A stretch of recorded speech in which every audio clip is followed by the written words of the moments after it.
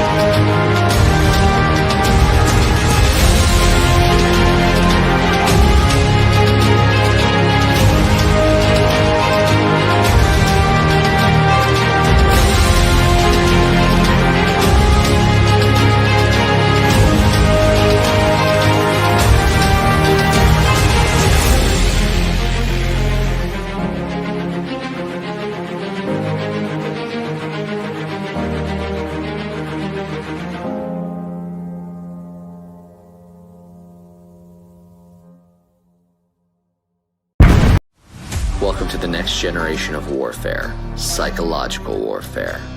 In modern conflict, the mind is a potent weapon.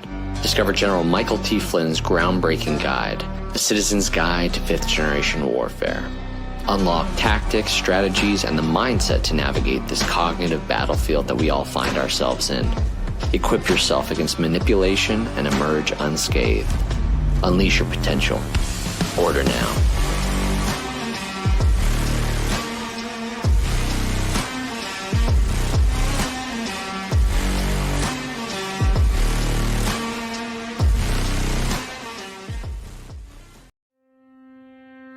Science proves that a healthy immune system is the body's first defense against the smallest of ailments to the most catastrophic. Coriolus versicolor is the most sought-after, all-natural supplement for both humans and pets to help boost the immune system. There are over 400 studies worldwide on its effectiveness in humans, including Sloan Kettering Cancer Center, MD Anderson Cancer Center, and now from the University of Pennsylvania School of Veterinary Medicine. Together, we can help reverse this terrible tide now plaguing your loved ones and give them the immune-boosting supplements that they need. I'm excited to announce our Christmas extravaganza is finally here. Get this season's flannel sheets for as low as $59.98. They won't last long, so get them while you can. Our famous My Slippers, they haven't been on sale for over a year. Regularly $119.98, now only $59.98. Our 6-piece towel sets are back in stock with extremely limited quantities, only $29.98. With hundreds of MyPillow products, there's something for everyone on your Christmas list. Bathrobes, duvets, quilts, down comforters, and so much more. So go to MyPillow.com or call the number on your screen. Use your promo code to save on all MyPillow products. For example, flannel sheets for as low as $59.98, or our 6-piece towel sets, just $29.98. But that's not all. I'm extending our 60-day money-back guarantee until March 1st of 2025. Plus, all orders over $75 or more ship absolutely free. Are you worried about the effects that higher inflation rates will have on your investments? Are you trying to secure your retirement savings against losses, but you notice that inflation is a hot topic these days? But how dangerous are low inflation rates on your retirement savings? An inflation rate of 2% may not seem like much, but it means that prices will just about quintuple over the lifetime of the average American. And 4% average inflation rate means that something that costs $1 when they're born will cost $23 when they die. That demonstrates the danger of even low inflation rates. So when it comes to gold and inflation rates, many investors want to know whether inflation rates have an effect on gold prices. What history indicates is that over the long term, increased inflation should lead to correspondingly higher gold prices. From September 1971 to August 2020, gold grew 7.5 times as much as inflation. Not only can an investment in physical gold help protect your assets against the damage done by inflation, it can also help grow the value of your retirement portfolio over the long term. If you're looking to protect your retirement assets, why wait until stock markets crash and gold begins to rise in price?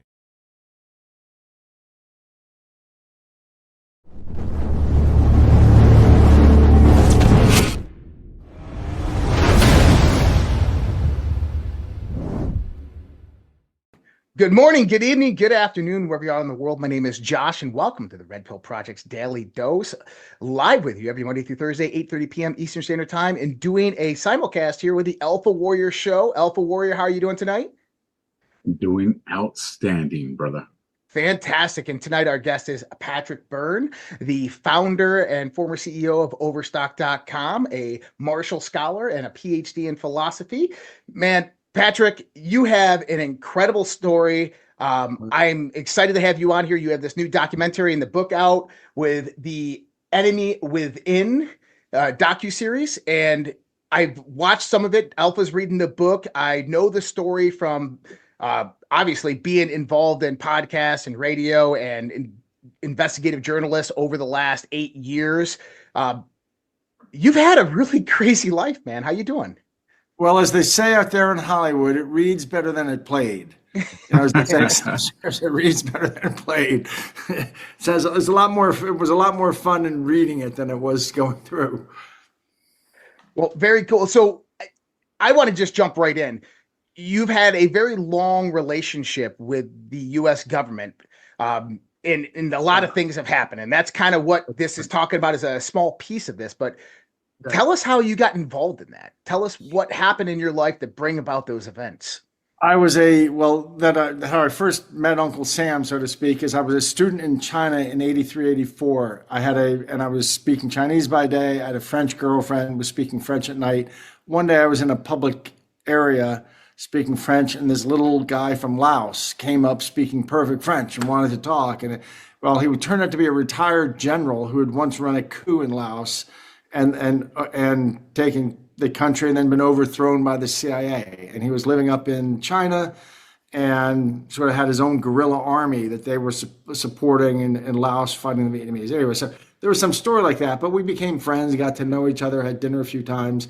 And then eventually he asked me, this is 1983, the fall. He said, would you bring a letter? I'd like to get a letter to the US government. Do you think you could do that? And I thought about it a bit. I actually didn't give him a yes right then, but I thought of it a week and I went back and said, sure. So he gave me a letter that I took to the US government. And then, and this is spelled out in more detail in the book and in the movie, but so I thought about it a bit, and I just took it down to the embassy and asked for somebody intelligent, and gave them the letter. And that was the last I knew of it for about 5 years. But then 5 years later, in 1988, a general reached out to me. The retiring chairman of the Joint Chiefs under Reagan reached out to me and said that President Reagan had asked him as he was retiring, his last service to the country was to reestablish peaceful relationship with Vietnam. And he had made several trips, and his counterpart, the foreign minister, had asked him, would you be willing, if you Americans are serious, would you do something humanitarian for us? So Patrick, I'd like you to go to Vietnam, and there's no diplomatic relations, but the government will look after you, and spend a couple of weeks and come back and write me a letter on how we can spend a few $100,000 to do the most good for the most Vietnamese people. So I did that. And when it was kind of natural. I spoke French, I spoke Chinese. I knew a lot about the Vietnam War. I was a bit of a buff on it. I was born in '62, so I missed it, but I paid a lot of attention to it. And I was studying development economics at Stanford. So there were a lot of reasons it kind of made sense. And anyway, so I did that. And then from then on, Uncle Sam knew that they could from time to time. And I did that. And it led to, I don't take any big credit, but it was 1 inch. I moved the ox cart of peace. And several years later, we developed peaceful relations again with Vietnam. And after that, Uncle Sam knew that from time to time, he could tap me on the shoulder, and especially on things that had to do opportunities for peace. He could ask me to step in and do something like that in different parts of the world. So that's really the basis of my relation. In the 05 to 09 period, I was used domestically to fight crime on Wall Street. And so that was sort of my crime fighting phase, where I was cooperating with the DOJ and the FBI at that point. But it's been more like a relationship with the National Security Council and people like that, and more like the thinker bees within the government, using me as an academic, or an academic would be willing to put on a backpack and go to kind of rough places and meet rough people. That's basically the nature of my relationship in general. Gotcha. And then you get into Overstock. You start this company up and you have massive success. It takes a little while to get there, but you still get it to be successful. What was your relationship like with Uncle Sam during that point in time? Well, actually, after 01, it heated up. After 01 and the 9/11, it heated up and it became quite like a second career. There were times it felt like Overstock was my part-time job. And so I've never been married and I don't have kids. And it's almost like this is what I did with my energies outside of work. Overstock was 80 hours a week. But outside of Overstock, this is what I did with my life, and got asked to go to strange places and meet strange people and not kill them, but actually befriend them. And there were times I even said once, and I think that the lines in the book, I asked somebody at the National Security Council, why do you guys ask me, don't you have people to do this? And he said, well, Patrick, in this world, before certain kinds of people talk, other kinds of people need to talk. You're that other kind of person. So, those were the two things in my life. Rather than a career and a family, I had a career, and I had this second career trying to help out anywhere where there was generally some opportunity for peace. And that's when they knew they could call on me, and I would do these kinds of things for them. Gotcha. Alpha? So, kind of listen, you've had anything but a conventional life. The stories, just in the small parts that I've read, it's very intriguing. When you look back, to your young, life, young adulthood, you had a friend of your father's that kind of had this mentor role that a lot of people will recognize the name. Yes. If you tell us right now, how do you kind of feel all that kind of sets you up for everything that Josh just brought up, these connections? Like, this man that was involved in your life is not just any man. Do you mind just sharing a little bit about that so people know who I'm talking about? Sure. my family, my father, we were broke as a joke when I was born. He was Air Force ROTC and got out and went for a grad degree in math and was on the GI Bill, and he became an actuary, and then sort of moved my early years were him moving around to different jobs, moving his way up in insurance companies.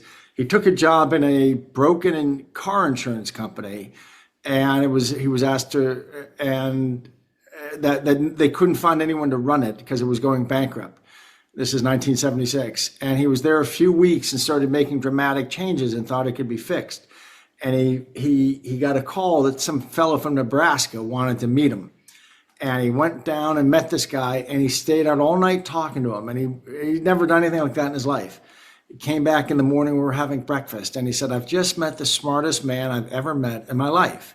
And we'd never had a new car, but we had to order in for our first new station wagon, $7,000. And he told my ma, "We're going to cancel this order, and we're going to put in an order for, we're going to buy stock in this guy's company." And that guy went out and bet a third of his net worth on my father's company. My father's company was Geico. People don't know this, but in the 70s, it almost went bankrupt. It was down to about 3,000 people, and it was almost out of business. And he stepped in, and he turned it around. And his new best friend forever, was Warren Buffett. But it was before anyone had ever heard of Warren Buffett. He'd never been in the paper. But Mr. Buffett started spending time with us and staying with us and really devoting a lot of time to me. It was really, looking back, it was extraordinarily generous. He spent a lot of time. He always made time for me when he would come to DC.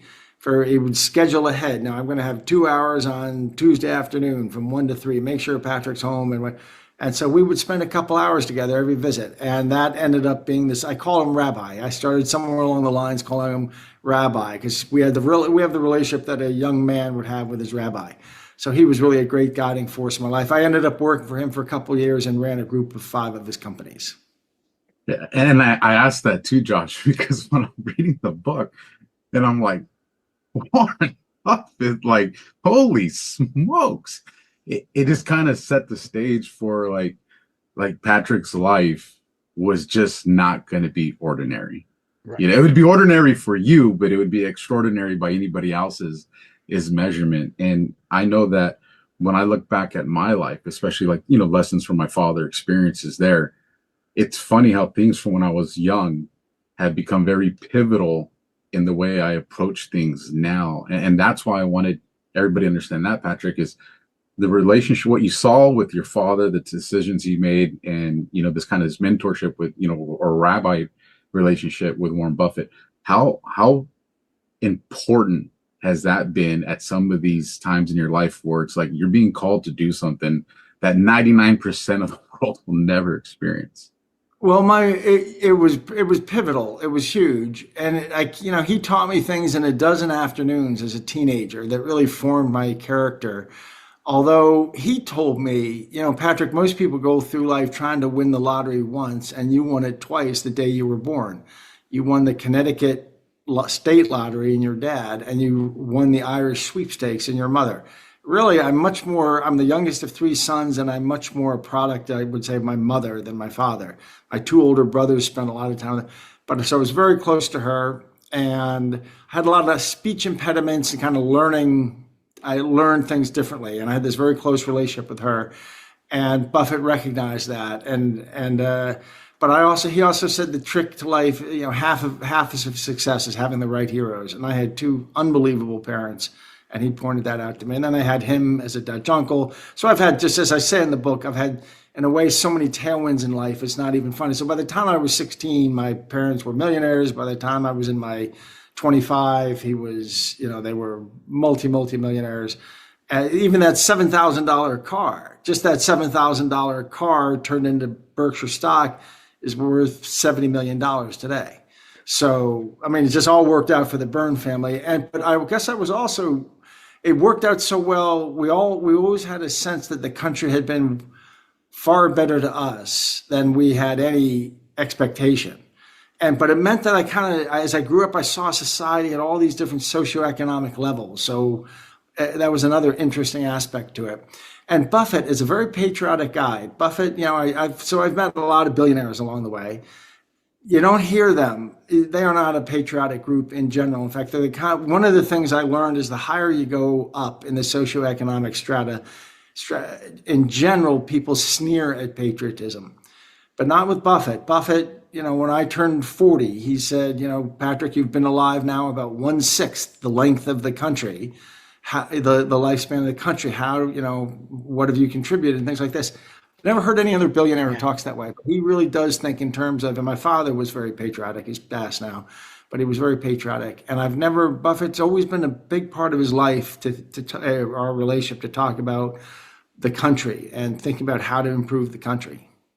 Well, let me get one more in here, Josh, just because you kind of answered one of the other things I wanted to ask you, Patrick. You have a great life. Like, the family's wealthy. You have a great mentor. You're flying to these places. You're having these great experiences. And because I've always wondered this about Trump, but I don't get to ask him, so I get to ask you. You have everything. You can be vacation, like you can do anything you want. How much did that weigh in your decision? Like when you finally started to have this relationship with the government to be like, I'm going to do this. Like you didn't have to. So what kind of pushed you? I know you mentioned patriotism right now. Is that kind of where this stemmed from? Yes, I think so. And it's funny you asked that. Gosh, you're asking better questions than people. You're asking good questions. The truth is, so you'll get a little bit later in my book, as you keep reading, you'll learn that as I got out of college, I was diagnosed with cancer. And I spent my 20s having cancer 3 times. And I spent basically 3 years in the hospital. And at this point, I've had 115 surgeries, and they've restarted my heart 400 times. So it's been a 40-year end of life situation. There was a point 10 years ago where I was stage 4 of 2 separate diseases at the same time. But I've been stage 4 of cancer twice back in my 20s. So, this is why I never really got married. You don't think in terms of having a family and building a family when you live like that. And no one's asked me that. I'm so glad I'm getting so I did very much think about, in my 20s, I was in and out of the hospital for 3 years. And I was like basically in the hospital for 2.5 out of 3 years. And I couldn't hold a normal job. So I became a graduate student but I was like shuffling around campus as an invalid. I started off doing mathematical logic at Stanford. And I thought I would just do it for a year as I was convalescing. And then I won something called a Marshall Fellowship and went to England and started studying economics and moral philosophy, ended up back at Stanford to do the PhD. And I reacted quite negatively to what I call early woke. It's just when woke was arriving at Stanford. And I was really shocked. See, I had lived in China. I had experienced communism. I was shocked at how I was meeting these people who were really know-nothings, I felt. And they were just jettisoning constitutional principles without any idea of the history, of the thousands of years of history that had led to the evolution of these principles. And I reacted very much against them and shifted from mathematical logic to trying to really understand the intellectual history of the ideas behind our Constitution. I'd say that's what I did. And that became kind of my religion. So at one point I actually tried, enough time had gone by, I tried to enlist in the Army. I wanted to be an 11 Bravo. I might have been the only 11 Bravo with a PhD from Stanford. And I got rejected twice at the MEPS, at the Military Entrance Processing Station, one in Boston, one in Oakland. And then I turned 35 and there was no way to get in. But in my 40s, when the Gulf War got going, the whole GWOT, I actually tried to get special presidential permission to enlist again. And I was taken to the Pentagon. And while I was at the Pentagon, trying to get into the normal enlistment process, somebody tapped me on the shoulder and said, "Hey, would you come talk to us?" And so another relationship developed. But I already had one relationship, but it just sort of compounded after 9/11. This is fascinating. I know. I was like, wow. So we do things a little bit different. We just like to have conversations because I think I love it. really kind of it engages everything, because you have to build a foundation in order to understand what has happened, right?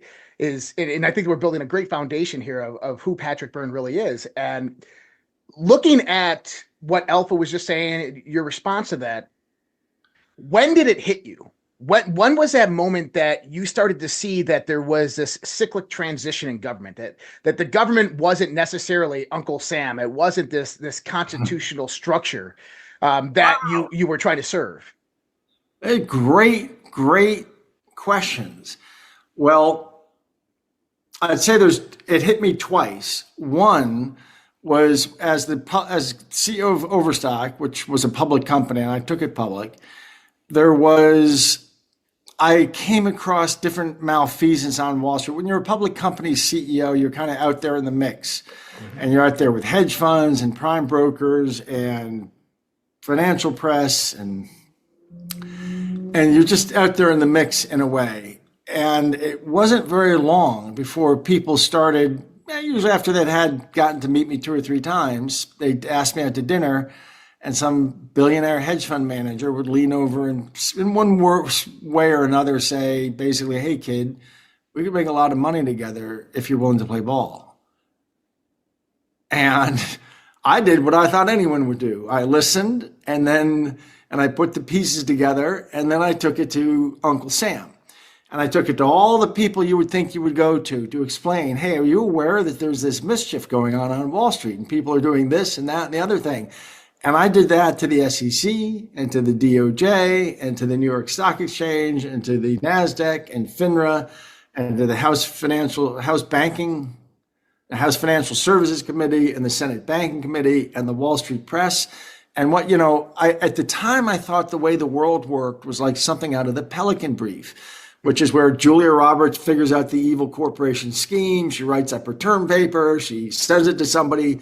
The DOJ swoops in, the FBI swoops in. I laugh. That's not how the world works. How the world works is that corruption is feeding a lot of mouths.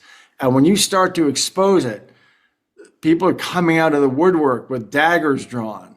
And so from 04, 05, 06, 07, as I started exposing a bunch of stuff on Wall Street, I was shocked at these layers of government indolence. And so that's when I started thinking in terms of what economists call, like Milton Friedman called capture, regulatory capture, that society sets up regulators to protect us from certain industries. But what really happens is those regulators get captured and turned against society by those industries.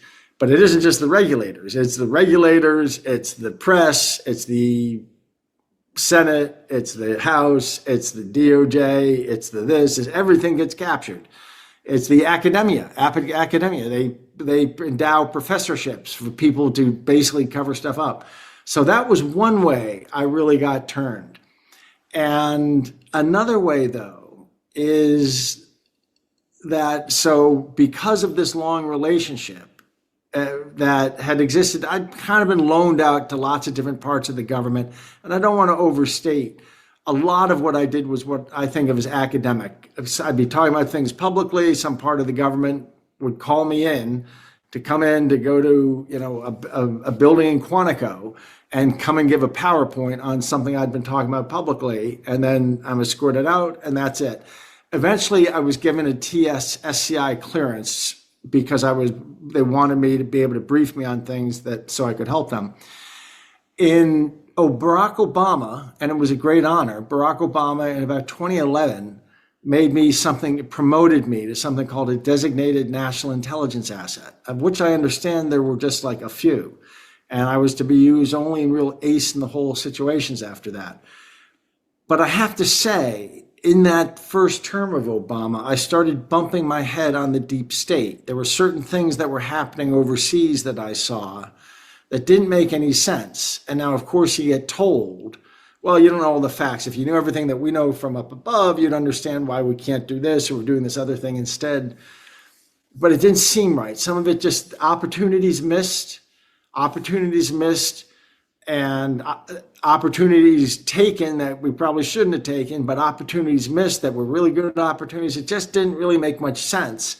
It turns out I don't want to talk about that stuff publicly, other than I could say, it turns out some of it has been, I think I was bumping into maybe some things to do with Iran, and that, and I was sent to Iran once. I was sent to Iran, and in fact in '06, but that was before Obama. But I always had these relationships over there, and I just started hearing and bumping into things that seemed a little odd. But I got told that you just don't get to know everything, and from where we sit and we have all the facts, we understand why this is the right decision. So those 2 times I started feeling like there was something amiss within our government, but I couldn't tell what. Which leads us up to, if you want, what the movie addresses, and the book addresses. But I don't want to rush ahead. I'll leave it to you. I mean, no, this is a great conversation. I'm loving this because we're getting to know Patrick Byrne, and I think that's truly important to kind of talk about what we're going to talk about next. So, talk to us what happens during this second Obama administration. After 2011. Hillary Clinton is obviously an important factor in a lot of this play as Secretary of State. We know now, with everything that has come out during that time, that there was a lot of malfeasance within the government, that the Barack Obama administration had massive amounts of scandals, that there was high corruption going on all over the place. But then 2014, something begins to transition. You have Obama, who's not going to be eligible for re-election. They're setting up the Hillary Clinton campaign, 2016. You have what we know of now as the 16-year plan for the Democrats for the deep state. Take us through what happens with you during this time. I will do so. And it comes in 4 chapters. The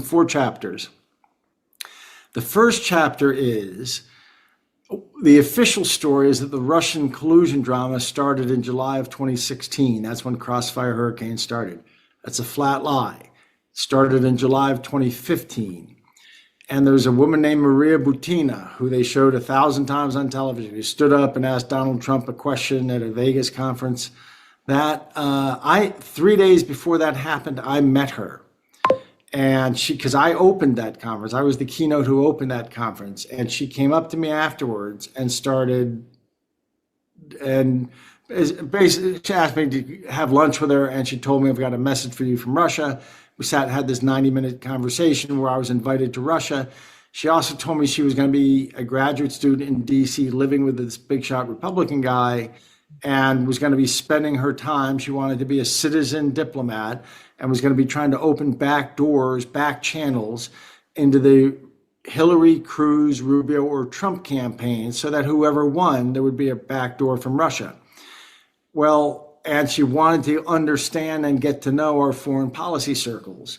Well, she didn't know anything about my relationships. And so I reported, 5 minutes into the conversation, I was mentally writing my report, which I got to Washington that night. And I later was told it was shot because of my background and my relations across all these branches of government.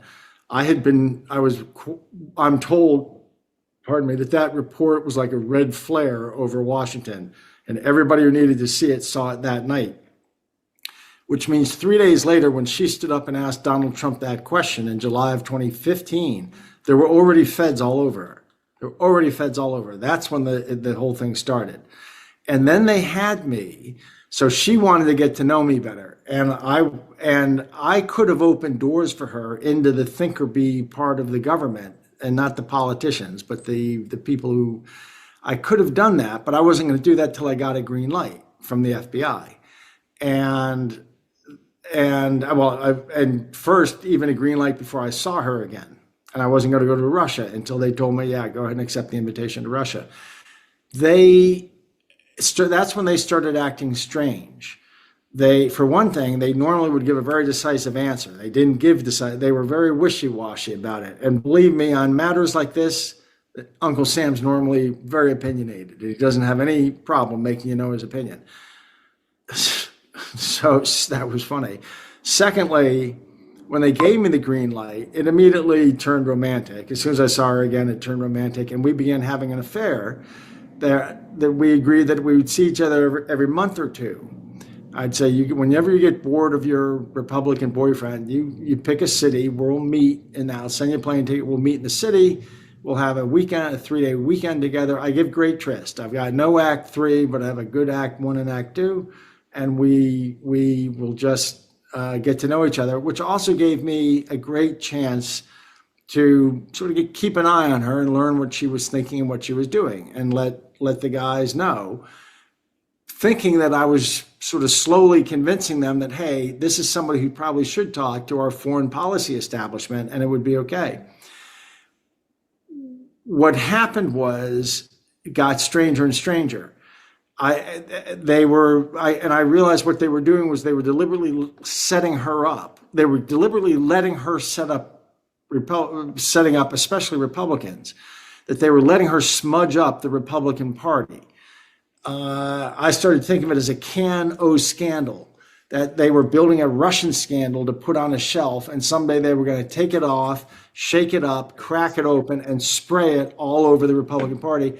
I could have told you in November of 2015 that's what they were doing. And this all officially didn't start until July of 2016. I knew in November 2015, that's what they were doing. Even to the point, for example, Chris Christie asked to see me and he asked to meet me. And they told me, bring Maria to the meeting and she'll report it back in Moscow. It'll make your stock go up in Moscow. So I went to see Chris Christie. I brought Maria. I went I had an hour meeting with him, and I brought her in for the last 5 or 10 minutes. So she just had 5 minutes of pleasantries with him. But that meant they used that to get a FISA warrant on Chris Christie. Well, multiply that by 10, and that's what they were doing, or 20. That's what they were doing with Maria. They were totally using her to smudge up the Republican Party and open up FISA warrants. But I, of course, didn't know that at the time. I thought I was doing what I told you I thought I was doing. So that's chapter 1 of 4. Any questions on that before we go on? You want to talk about that? 1,000. Okay, let me grab a water, and you're going to think of 1,000 questions to ask. While he steps away, Josh, as soon as he starts expressing the kind of the way they utilize Maria as this tool, as I'm listening to Patrick explain this part, it just immediately it brought validation to a thought that I have, where I'm like, listen, that is not done happening. You can put media people, podcasters into a company, into a cast, and you create this extension of, now we can get a FISA here, we can get a FISA there. I know it's happening on social media platforms where somebody drops into a space and all of a sudden now everybody that was on that microphone that had these, like Patrick said, 5 minutes of pleasantries, and now you can weaponize that. Technically a connection, and now all of a sudden people are on FISAs. Yeah, there was a point she told me some big shots were trying to get her a meeting with Don Jr., and she was going to have a private hour secretly together somewhere to talk. And I assumed they would normally never let something like that happen. And I was like, what do you want me to do? I'll whisk her off to the Bahamas for the weekend. She'll miss the meeting. I won't get her back in time. What do you want? And they were like, no, just let it play. Really? They would never normally let. So that's when the pennies started to drop for me, what they were up to. Well, and it's interesting too, just because of the context of history during that time. We had the Obama administration, Nuland over in Ukraine, the Maidan massacre that happened there. We know that was perpetuated by the CIA. Then we have Russia going into Crimea, and the relationship between the U.S. or the Obama administration and Russia during that time began to crumble really, really, really fast. And so I can understand in the context why they would look at someone like Maria and utilize her as an asset through proxy. But going into it, we can also see exactly what you said, the setting up for 2016. They were setting the stage, setting the narrative for basically Russia hoax, which we see come out after 2016. Now, with what was going on with Russia, we see this rhetoric of Hillary Clinton coming out talking about missile defense shields that are going to go up in Poland, going to go up in Ukraine. This is a few years after the Uranium One scandal that all occurred. We know that we're on the semi-verge of World War III with Hillary Clinton coming into office during this time. Now, during that time, were you aware of all of these scandals that were going on within the Obama administration as well? The Uranium One, what was going on in Ukraine? What were your thoughts about Maria in the sense of her relationships? Did you think that her relationships were completely just political, or did you think that she might have been someone with the FSB or something?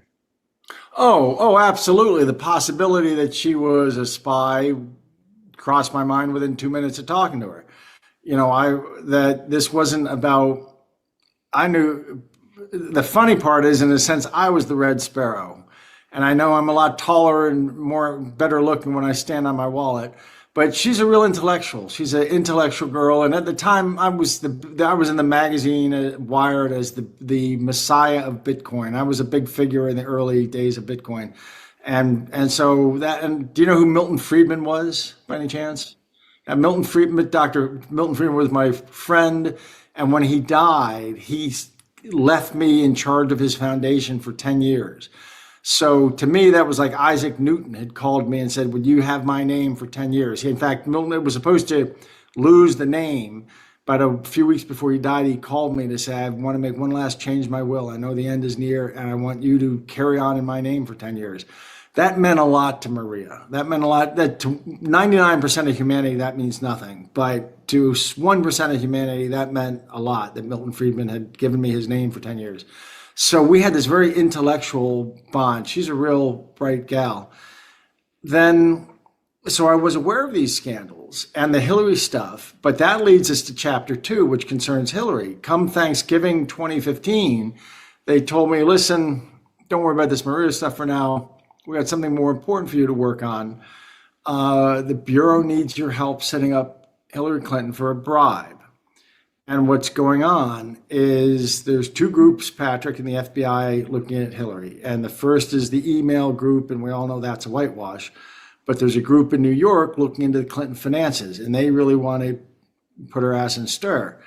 And Director Comey has been preventing them from conducting a sting, saying there's not enough predicate acts. I mean, they explain the whole theory of stings, predicate acts and prior disposition and blah, blah, blah. There's not enough predicate acts, but information has come in that, anyway, I won't go into more. The details all in the book and the movie, but especially the book. But they have permission to set Hillary up in a sting, and they want your help. We believe the government of Azerbaijan wants to bribe Hillary Clinton.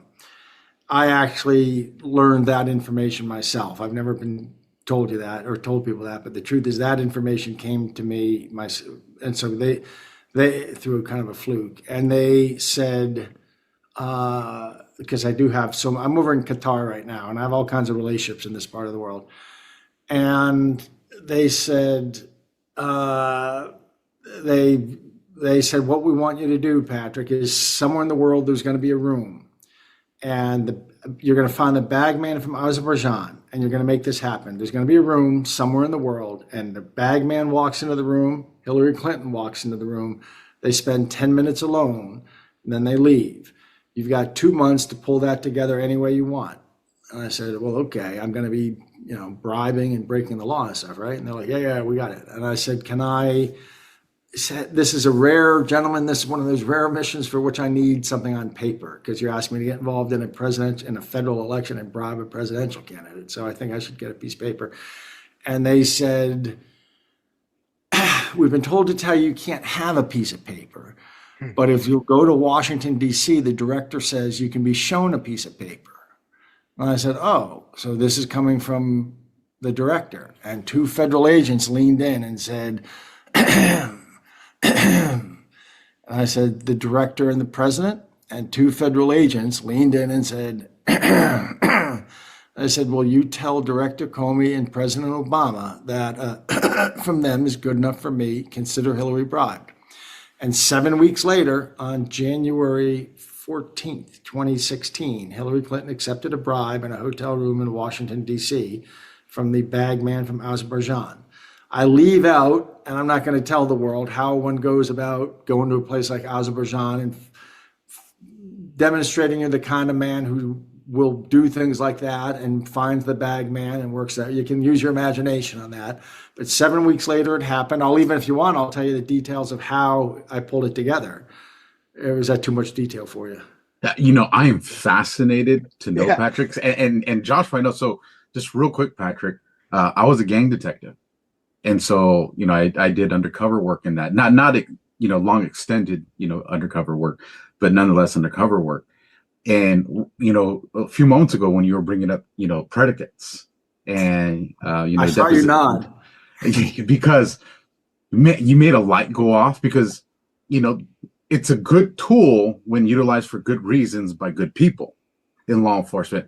But the second I heard you mention it in this situation and going with Hillary, I was like, oh my God, that makes sense. And we're all going, maybe this is a conversation for another day, but one of the things I was telling people is if we rewind the clock back to January 6th and the arrests and certain narratives that are being put out there, MAGA or America First, domestic terrorists, I was telling everybody, look, the FBI just can't come out and just say, hey, you're a terrorist and you're this. Like, there's a criteria of things that need to fall in this matrix. But I told everybody, the fact that they're pushing it and they're doing all these things, and people are like, well, why aren't they arresting all the J6ers at once?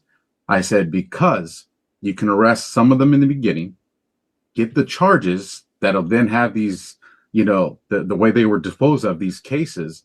And now as the later ones happen, or if there was ever another January 6th similar type event, you could actually label this group like we would do in gangs. You could go and use these now predicate crimes because they have charges. There's a lot to it. Like Patrick said, there's a window of these crimes where one has to be before you can use the next one.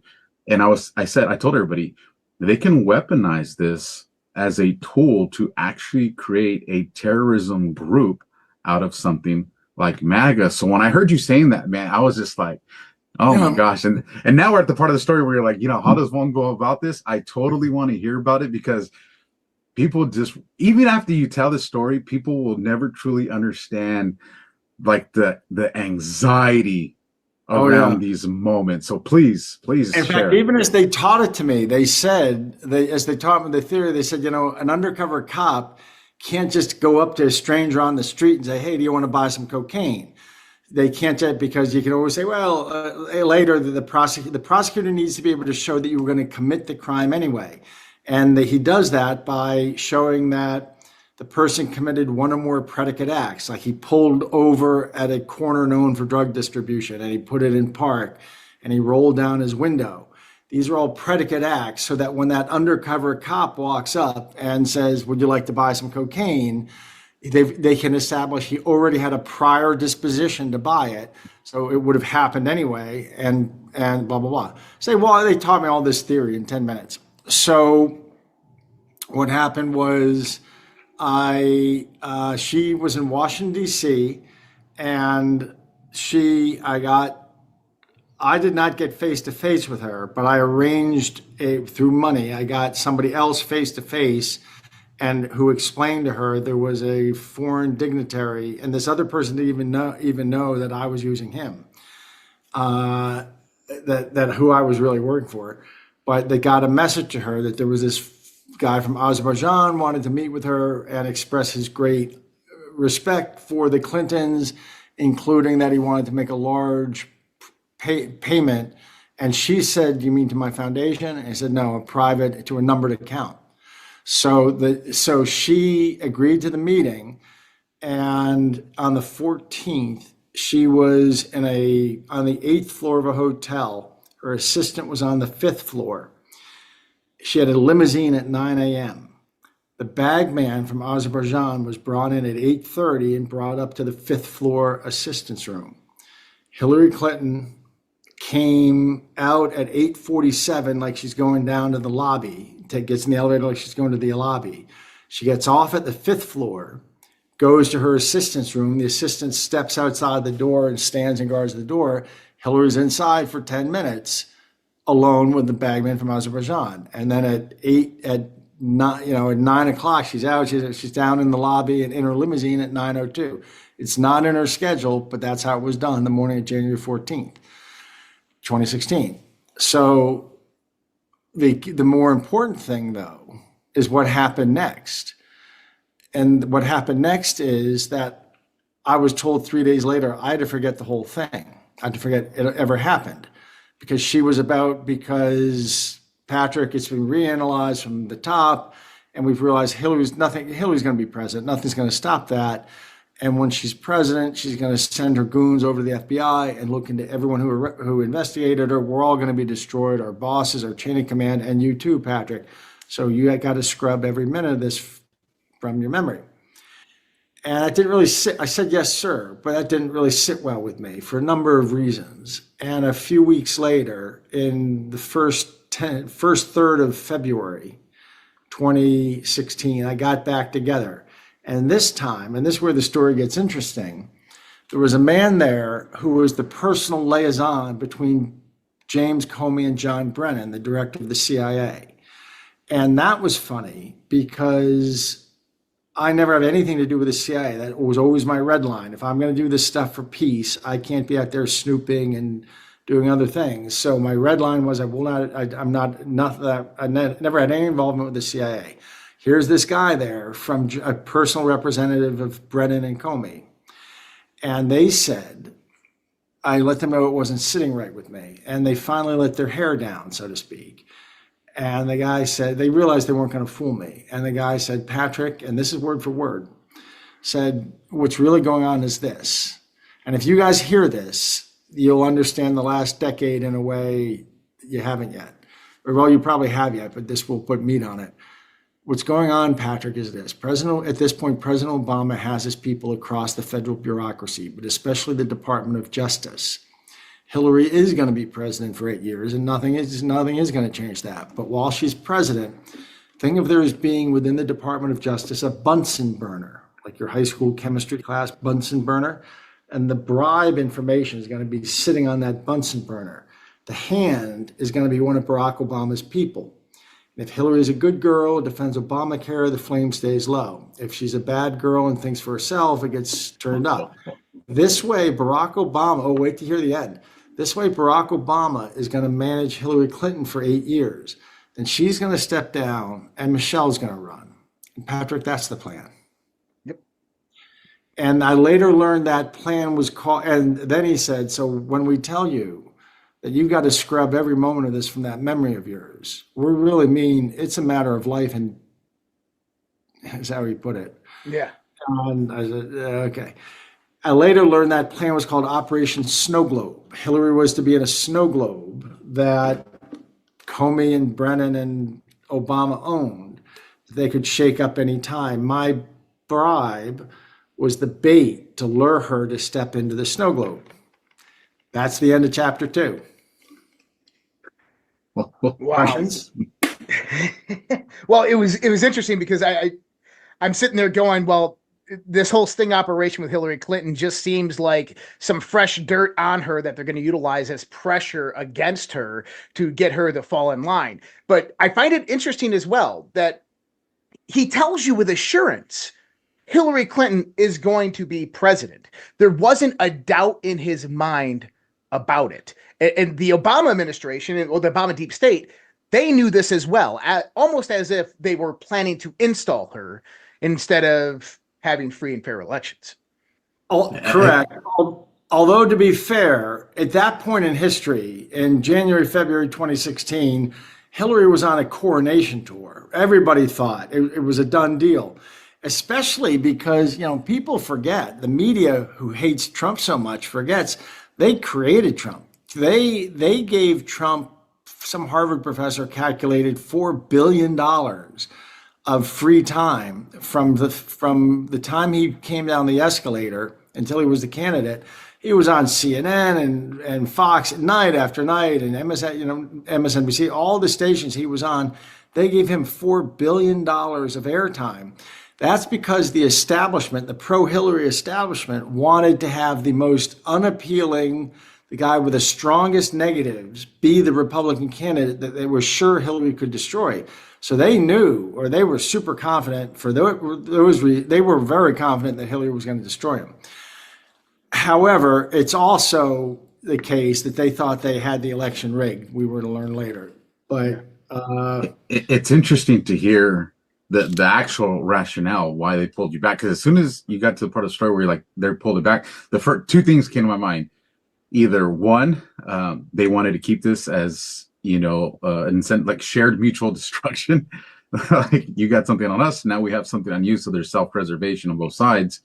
Or the other thing that crossed my mind was somebody got wind that there was another investigation going on, and to disclose this one was going to expose something that was much bigger.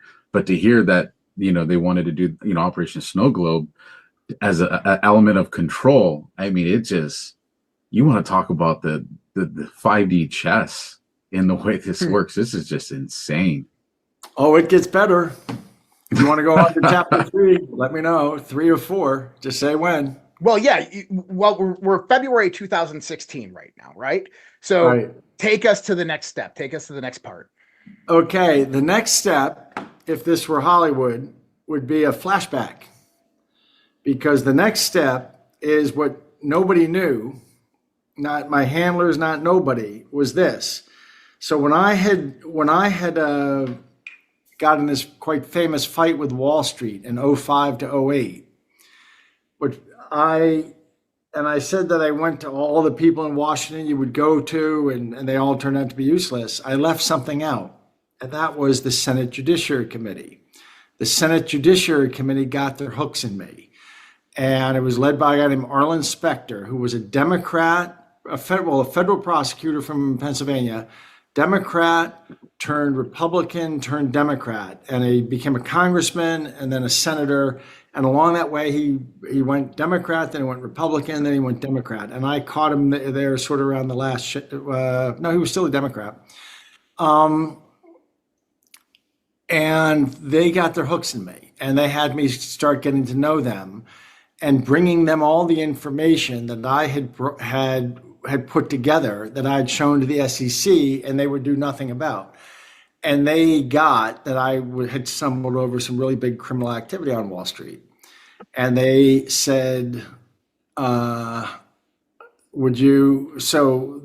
a year, they used me. The only time I've ever been a spy, frankly, was when I spied against the US government for them. They had me and directed me to move around the US government and report back to them, trying to figure out where the corruption was. And they explained to me, Patrick, we have a mandate to investigate corruption, which means our power transcends every power in government. Because when you investigate corruption, it means if we think that there's corruption in the manufacture of nuclear weapons, we look into it, and no one gets to tell the Senate Judiciary Committee, oh, you don't have the right clearance. We can look into anything that we want to look into in the United States of America. And so they handled me to move around the federal government. And they knew I already had all kinds of contacts and relationships. And that was a very strange period. And there's even a scene in the movie. The movie has a lot of, lines that's word for word out of what happened.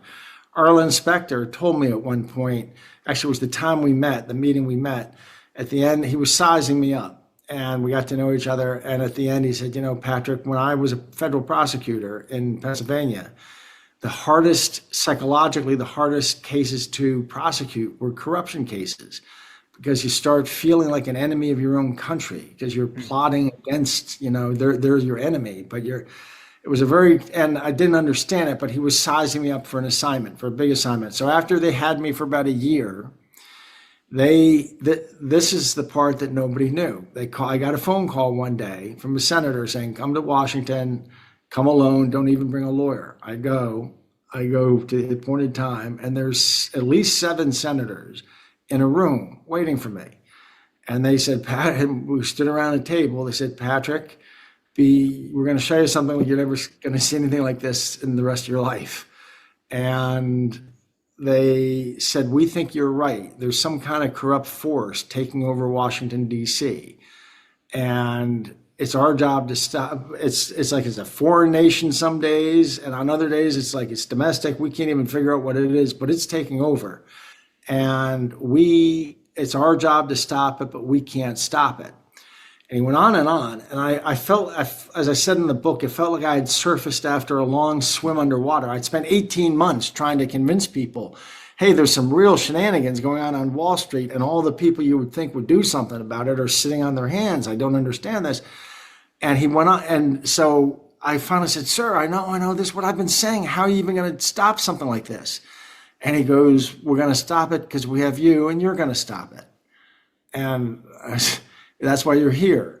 We're gonna be with the president tomorrow night, and we're gonna show him this letter. But this is gonna be sitting the rest of your life in a safe in Washington, D.C. And they told me this had not been done since World War II, when there was a concern about German influence, sympathizers within the government.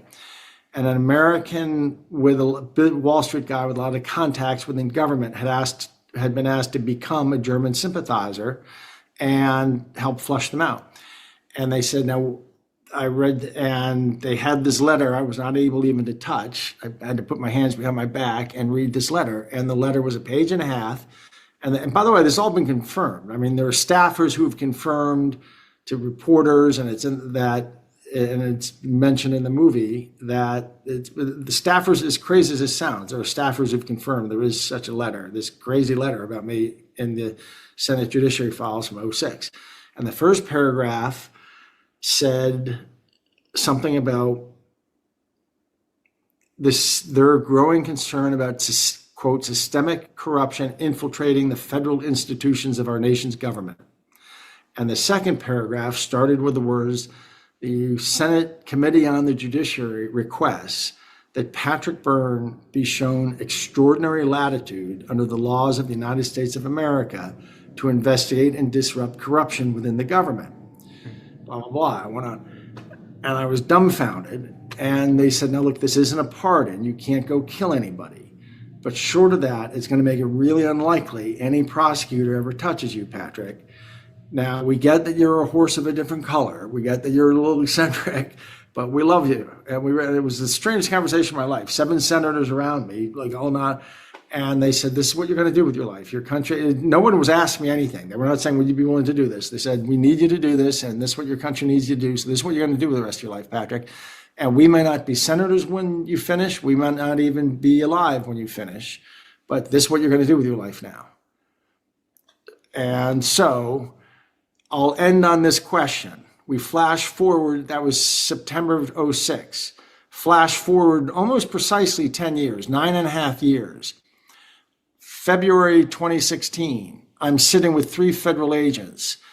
I have just over the last 8 months been used to set up to investigate a Russian girl, which has turned into basically seeing that they're using her to smudge up the Republican Party. I've been used to bribe Hillary Clinton for what turns out to be so they can blackmail her and hold her in a snow globe. And they've just threatened my life if I open my mouth about it. Does that count as systemic corruption infiltrating the federal institutions of our nation's government? Oh, absolutely. Sure. Yeah. Good, because I'm going to be telling this story to 12 Americans, good and true, someday. So I just want to be sure. Yeah. Because I decided to avail myself of extraordinary latitude under the laws of the United States of America. I decided that I was going to bide my time and wait for my kill shot. And then I was going to fuck John Brennan, James Comey, and Barack Obama the moment I got a kill shot. And I was going to derail this coup. Didn't know how. And what I said was, yes, sir, I understand. I promise I've scrubbed every moment of this from my memory. So that's chapter 3. Now you want to tell me, ask questions, then we'll go on to the 4th and final chapter. So you probably don't have any questions after that. Well, it's interesting that you're telling this story in the sense of 2006 and what was happening. A lot of my research, I was active duty military, 2001 to 2010. I was stationed in Washington, D.C. At the Washington Navy Yard, Military District, Washington, from 2008 to the end of 2010. Thank you for your service. Appreciate it. And during that time, I joined a few different patriot groups. I was working with We Are Change. I was working with the Oath Keepers. We were having different events supporting Dr. Ron Paul, Congressman Ron Paul during the time for the 2008 election. And we were holding different events, and I got to meet a lot of different people. I got to meet congressmen, I got to meet senators, I got to meet generals and admirals, and I befriended a four-star admiral this time. And my inquiry was more about September 11th. What happened in September 11th? We were trying to bring about this truth. There's a few weird stories that happened during this time. I'm not going to get into it. It's just too long for this conversation. But this four-star admiral looks at me and says, you have to start looking at everything that you see on the news and the media when it happens with a military incident, a military accident, anything to do with nuclear weapons. Research and investigate that. It's not what you think it is. And we started diving deeper into various different incidences that were happening. There's different ones that happened in 2007, 2008, nuclear incidences. And the way that these incidences happened are impossible. Being someone in the military who's dealt with various different types of missile technology, onloads and offloads of various technology on U.S. Navy ships, the way that nuclear weapons are handled, there's a certain precedence that comes about from that. And were you a Marine or in the Navy yourself? I was in the Navy. He was a Marine. Well, okay. I know that Marines have a special role in that as well. But one of the things I uncovered, actually just a few years ago, going back into the research, was that there was military incidences that were happening in 2006, 2007 that correlated to stolen military secrets. One of them being the Defense Logistics Agency in 2007, where 10 general officers were reprimanded and forced into early retirement. This was Mark 12 ICBM nuclear triggers that came from Minot, North Dakota. They were intaken in the Defense Logistics Agency in Utah by EG&G. They were mislabeled as helicopter batteries. And did they end up in Pakistan? They ended up in Taiwan on a boat heading over to China. And Taiwanese intelligence interdicted it. And that's how the scandal came about, and they got fired. But I was telling people, it's like the top general at the Defense Logistics Agency who would have oversaw the transference of classified information was a guy by the name of 3-star General Kevin Sullivan. Now, I find it interesting that he adopts 2 kids after he gets kicked out of the military. And one of those kids is Jaden X from January 6th, Jonathan Sullivan. From Utah. Yep. And so what we begin to see is that there was these stolen military secrets, and this got the attention of a lot of generals. It got the attention of the Senate Armed Services Committee, right? And what we begin to see with the Hillary Clinton emails, obviously later on, looking back into it, what Donald Trump did in his first 2 years, is that there was an exchange of military technologies that was going on with foreign countries. And this was one of the big reasons why they were, I believe, that the military was trying to investigate this and find this out, as well as what you just confirmed, that the Senate was seeing the exact same corruption and they were trying to figure out what was going on as well. Interesting. The two questions / comments that I have from hearing this chapter 3 part, because man, mind's blown. The first one is brass balls when you made the decision saying this is going to be the opportunity that I'm later on to, the kill shot to take these guys down for what they're doing. Hindsight's always 20/20. So knowing what you know now, when you look back to the moment you made that decision, do you think you truly understood the gravity of what you were taking on back then the way you do now? No. My big mistake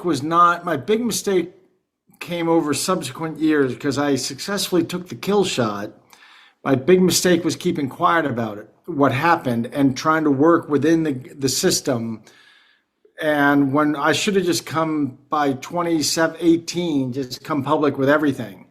But I thought that, well, we'll get there. You'll understand why I didn't. I was later being told, look, everything's being worked out. Everything's been shared. You don't need to, please don't go public. We've got everything to the DOJ that needs to be blah, blah, blah.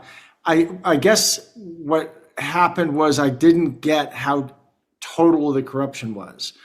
And so I still continued trying to play within the rules, thinking that there was some bottom to it, that there was some foundation that was not corrupt. It just turns out everything was corrupt. It's turtles all the way down. So you want me to tell you about chapter 4? It gets even crazier. Let's do it. Let's rock and roll. Where Send it. are we on your crazy meter? What percent of rated capacity of crazy are we on? This is a Tom Clancy novel already. So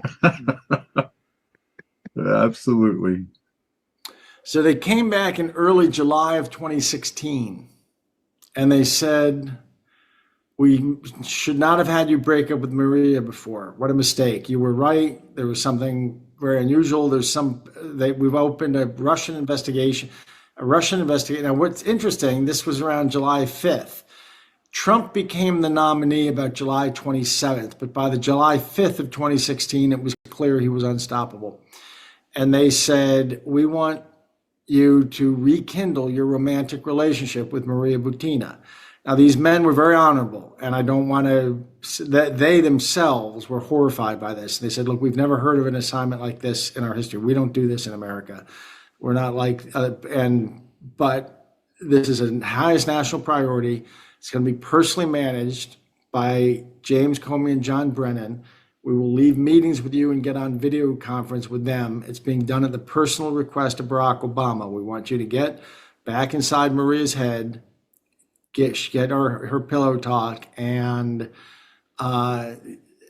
figure out what she's doing, what Russia's doing, what are they up to here? And I said, there's my kill shot. I'm going to set them up on rape and murder. I didn't say that aloud, though. What I said aloud was, it doesn't sound like hardship duty. Tell them I've got no problem with it. It took me about 2 months to get Maria to talk to me again because I'd been a real asshole when I broke off with her the first time. But after about 2 months, I got her to come out and visit me. And I wined her and dined her, and I told her, this time, Maria, we're going to do things in old-fashioned European courtship, where when you visit, you're going to stay in the guest room, not going to sleep with you. After 6 months, if you want to be mine, we'll get together, we'll be married, and only then will we sleep together again. And she thought this was very romantic. I reported to my handlers that we'd had a great weekend and fallen back in love and were physical again. I also I let them know that during that weekend, I had gotten her drunk, introduced her to marijuana, which wasn't true. She's a total straight arrow, but introduced her, I'm not, but she is, introduced her to weed, slipped her an extra powerful joint that knocked her out, and questioned her while she was knocked out and couldn't find any discrepancies. Now, as you know, Marine, that's kind of edgy to say in the United States. That's kind of edgy. Overseas, people get each other drunk, people do all kinds of things, but you don't do things like that in the United States. But this was important, and they wrote it down, and they left. And the next time I saw them, everything was cool. They reported to Brennan and Comey, everything was cool. So in that meeting, I dropped some further clues, and I didn't come out and say exactly, but I put these clues, but I had very carefully designed these clues that there was the day I didn't give a organized briefing. I did let's see, one day we went for a long drive, we went to a gun range, and another day I made this poached lobster dish, and then we had this conversation. But if you put all the clues together and tied it together, what I turned out to be saying was that on the third day she was there, we had done this, and I'd made her this romantic dinner, gotten her drunk, done the thing with the weed, questioned her, and then had sex with her. I knocked her out with drugs, questioned her so she was, I found no discrepancies, and then had sex with her. But I left that in sort of different clues and then left in kind of a hurry. But I knew it would take them 5 or 10 minutes to sort of double check and take, and what did he say about this? What was the night he did this? Was the same day he took the drive?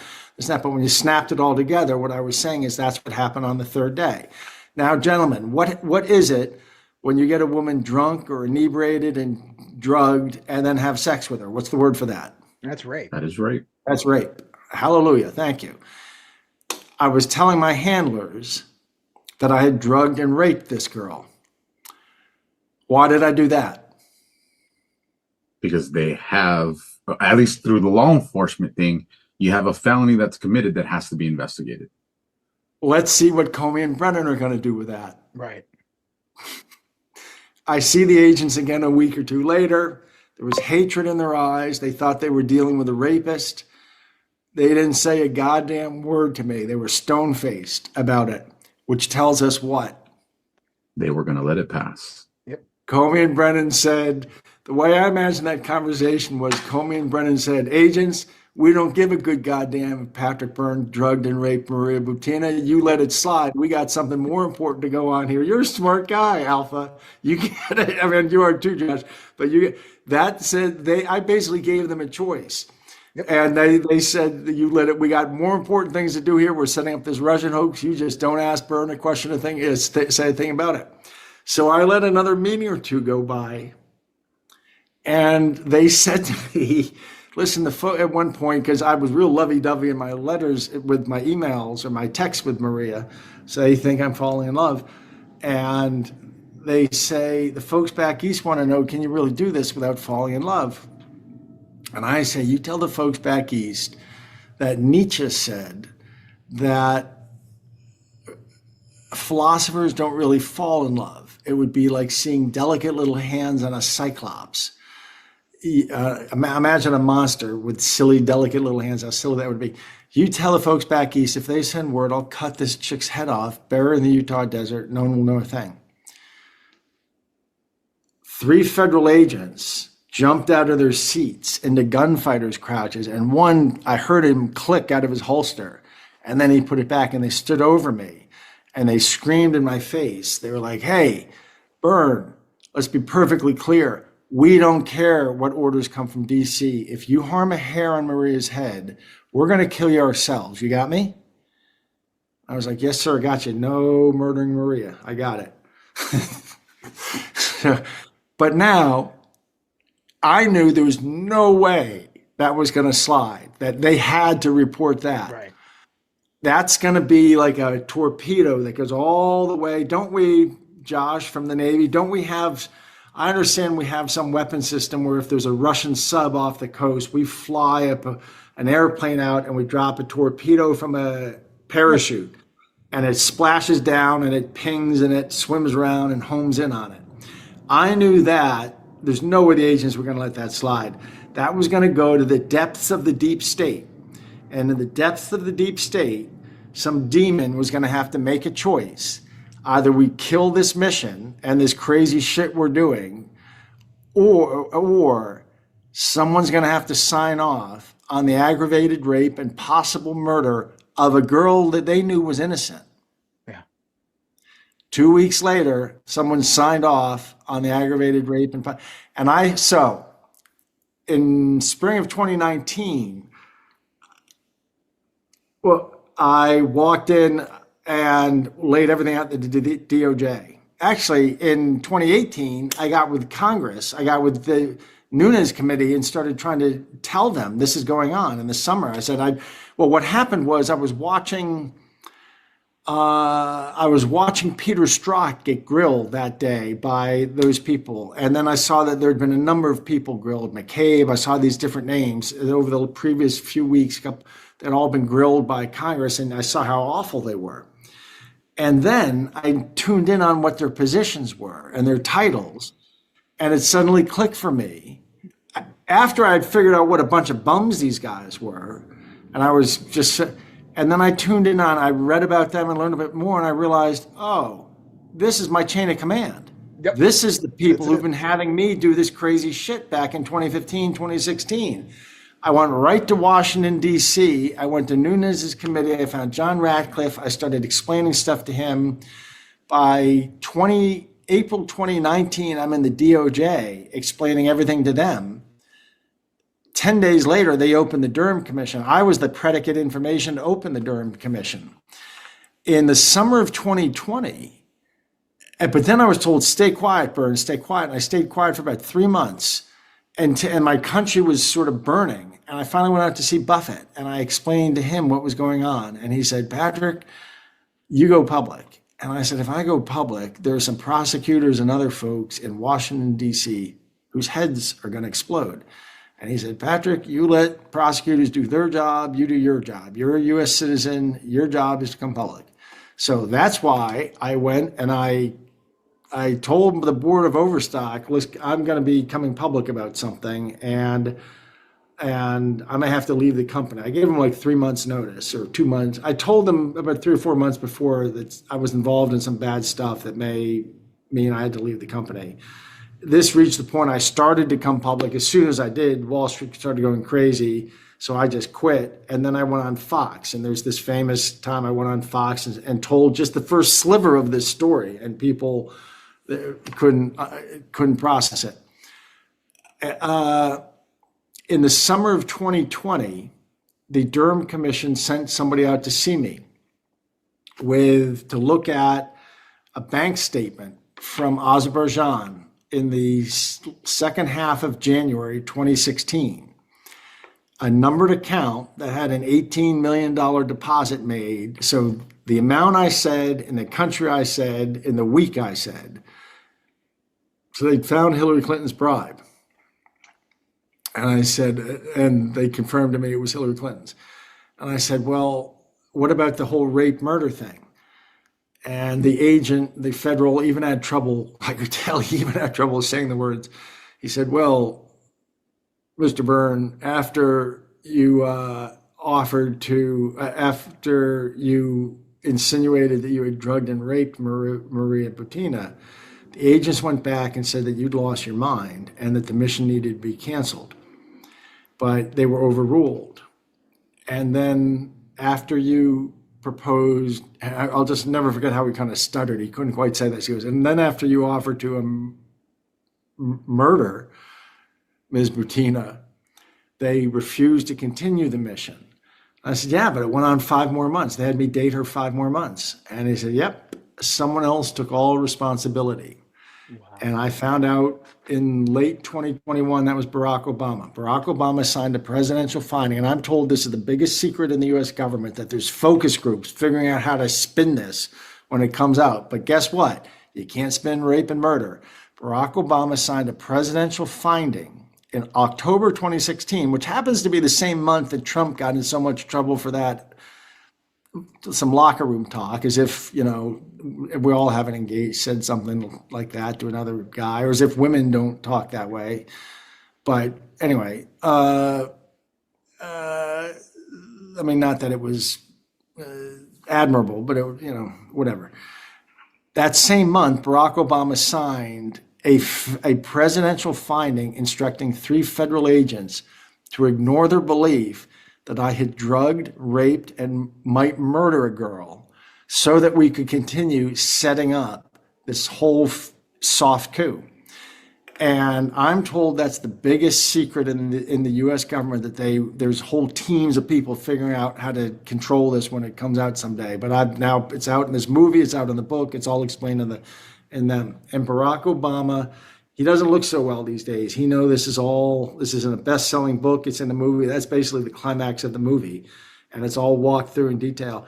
And even just, when I explained this all to the DOJ, they said, you understand, one of the people I was explaining to was the head of the National Security Division and his chief of staff, who was a female. She said, Patrick, you're in a lot of trouble if Maria doesn't corroborate this. I said, I got no worries with that. Maria was sitting in a jail cell and knew I had something to do with it. But I knew Maria's a very special young woman, and I knew she would tell the truth. And they went and asked her in her jail cell the next day, and she said just what I knew she would say. Patrick was most perfect gentleman I ever met. I never met any gentleman. I did not know gentlemen like this still existed. No, that whole second period we saw each other, he never laid finger on me. He had me sleep in guest room, wouldn't touch me. I didn't understand. He took me in white tablecloth restaurants. He took me to fancy dinners, helicopter rides, wouldn't lay a finger, wouldn't even kiss me. I didn't understand the guy. Well, that's why I was setting up this whole thing so she would have a perfect memory that whole second period, there was not one thing between us, and which she did have. And she, by the way, unbeknownst to me, when they made the movie, they got in touch with her, and she comes out for the last 4 minutes of the movie and confirms it. And she's really an extraordinary gal. She's forgiven me. She's making her own movie about things, but she acted it. She did a little statement at the end of my movie. So the big punchline is Barack Obama signed off on the rape and murder of a girl he knew was innocent so that we could continue setting up a fake Russian scandal and we bribed Hillary Clinton so that he could have a leverage on a knife at Hillary's throat while she was president. And this was John Brennan, James Comey, and Barack Obama. So Mission accomplished? Is that a mission accomplished? Yeah, that's absolutely. a freaking grand slam. When you were talking about the part, the first one with where you make the story of the smoking weed, the drugging, and then the sex, which in turn by definition is rape under that context. When you do, so we have to take, so just so people know in law enforcement, you don't just get to have like assets or informants. Like you have to take formal trainings and be certified in these things because of all the liability that comes with it. And so I saw you wince as I was telling you that. Like if you had an asset who did this and was telling you that, I saw you. The second you said it, I was just like, I already know exactly what these guys did because now it's CYA. It's cover your ass. You're going to your management and you're saying, listen, I'm done. Because if you don't take proactive measures to end it at that point, then you own it. Like you own it. And in something like this, because this is a much more higher gravity than anything that I was ever a part of, you're not just going to rely on words. You're going to do a situation report that's provided because you're like, here's my CYA. We can seal it. We can put it in a skiff, whatever. But here's me notifying you that this is done. And then you get to the murder part. And especially when you said the way they reacted, I was like, no, they're done. Those guys are done at that point. Well, it's a great point. Your face was just like their face. Your face was just like their face. Like you looked like you were going to kill me. That's just what they looked like. And I knew there was no way it was going to slide. I knew enough about the federal government. They were going to go back and they were going to all be writing reports and saying, this is not on me. But it also has a paper trail of documentation. And I think that's one the other genius parts that you did is that you knew that this was confidential in a sense. But saying these types of things, these agents are going to want to cover their ass. So they're going to document everything. And then even that, McCabe and Rosenstein and Comey, when they hear this, they're going to want to cover their asses. And so it's going to have a trail of documentation all the way up, especially if they're not the top level of approval. That's why I thought of it. I was thinking of it like that torpedo, that it was going to go through the deep state until it found the right guy who had the authority to put his name on that. And now you have, in 2006, the Senate Judiciary Committee asked me to find the deep state. Well, now you've got the deep state. Find out who put their signature on that letter. Well, it turned out it was Barack Obama. Wow. Now, and I liked Barack Obama. I liked him until he misused me. I didn't vote for him, but I had no problems when he was elected president. I've taken the first president I did something for was Ronald Reagan. And it's always been a matter of great pride. No one knew in my life, but that this was a big part of my life, that I took these assignments, and especially when one was a presidential assignment. And so I risked my life on several occasions for Barack Obama that I described in the book.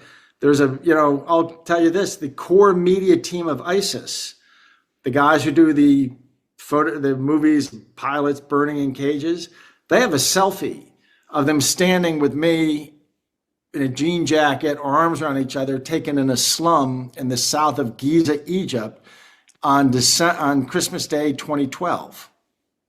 So I've risked my life, and that was on a presidential tasking from Barack Obama. So I've risked my life for Barack Obama. But when I got pulled into this other stuff, I guess he thought my loyalty was to him rather than to. Now, did I analyze this right? You guys like yeah. Right? So one of the things that I look at is I love history. I'm a buff of American history. I love the Constitution. So anytime that there's history being made, I'm always researching and investigating it. Going back to the 2016 election, these people steal elections and they make sure that they win when they steal these elections. How did Hillary lose? Trump overwhelmed the algorithm. They were prepared for They were prepared for him to win. They were prepared for him to maybe win big. He won bigger than they were even prepared for. So too big to rig in 2016. Too big to rig. And that's I have kind a of what happened this time.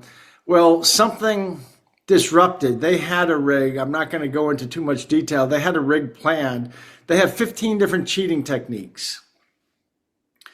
They had 15 different cheating techniques. I'll put it this way. After I spent 2 years doing the America Project with General Flynn as my director and helping spawn this nationwide movement.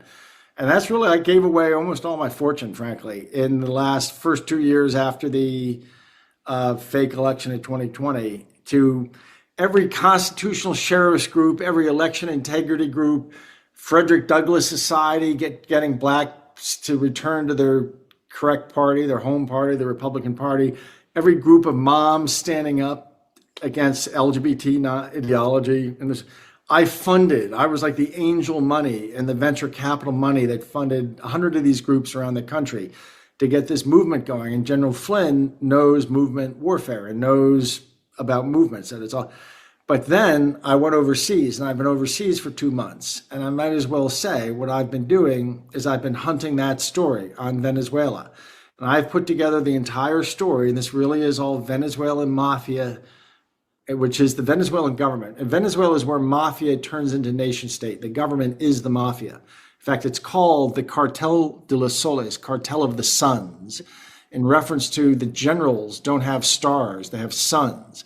So the capos of the cartel are the generalissimos of the army. The mafia is the government. And they came to power under Hugo Chavez in 99, and they seized two things: the oil industry, because that's where the money is. It's the biggest oil reserves in the world.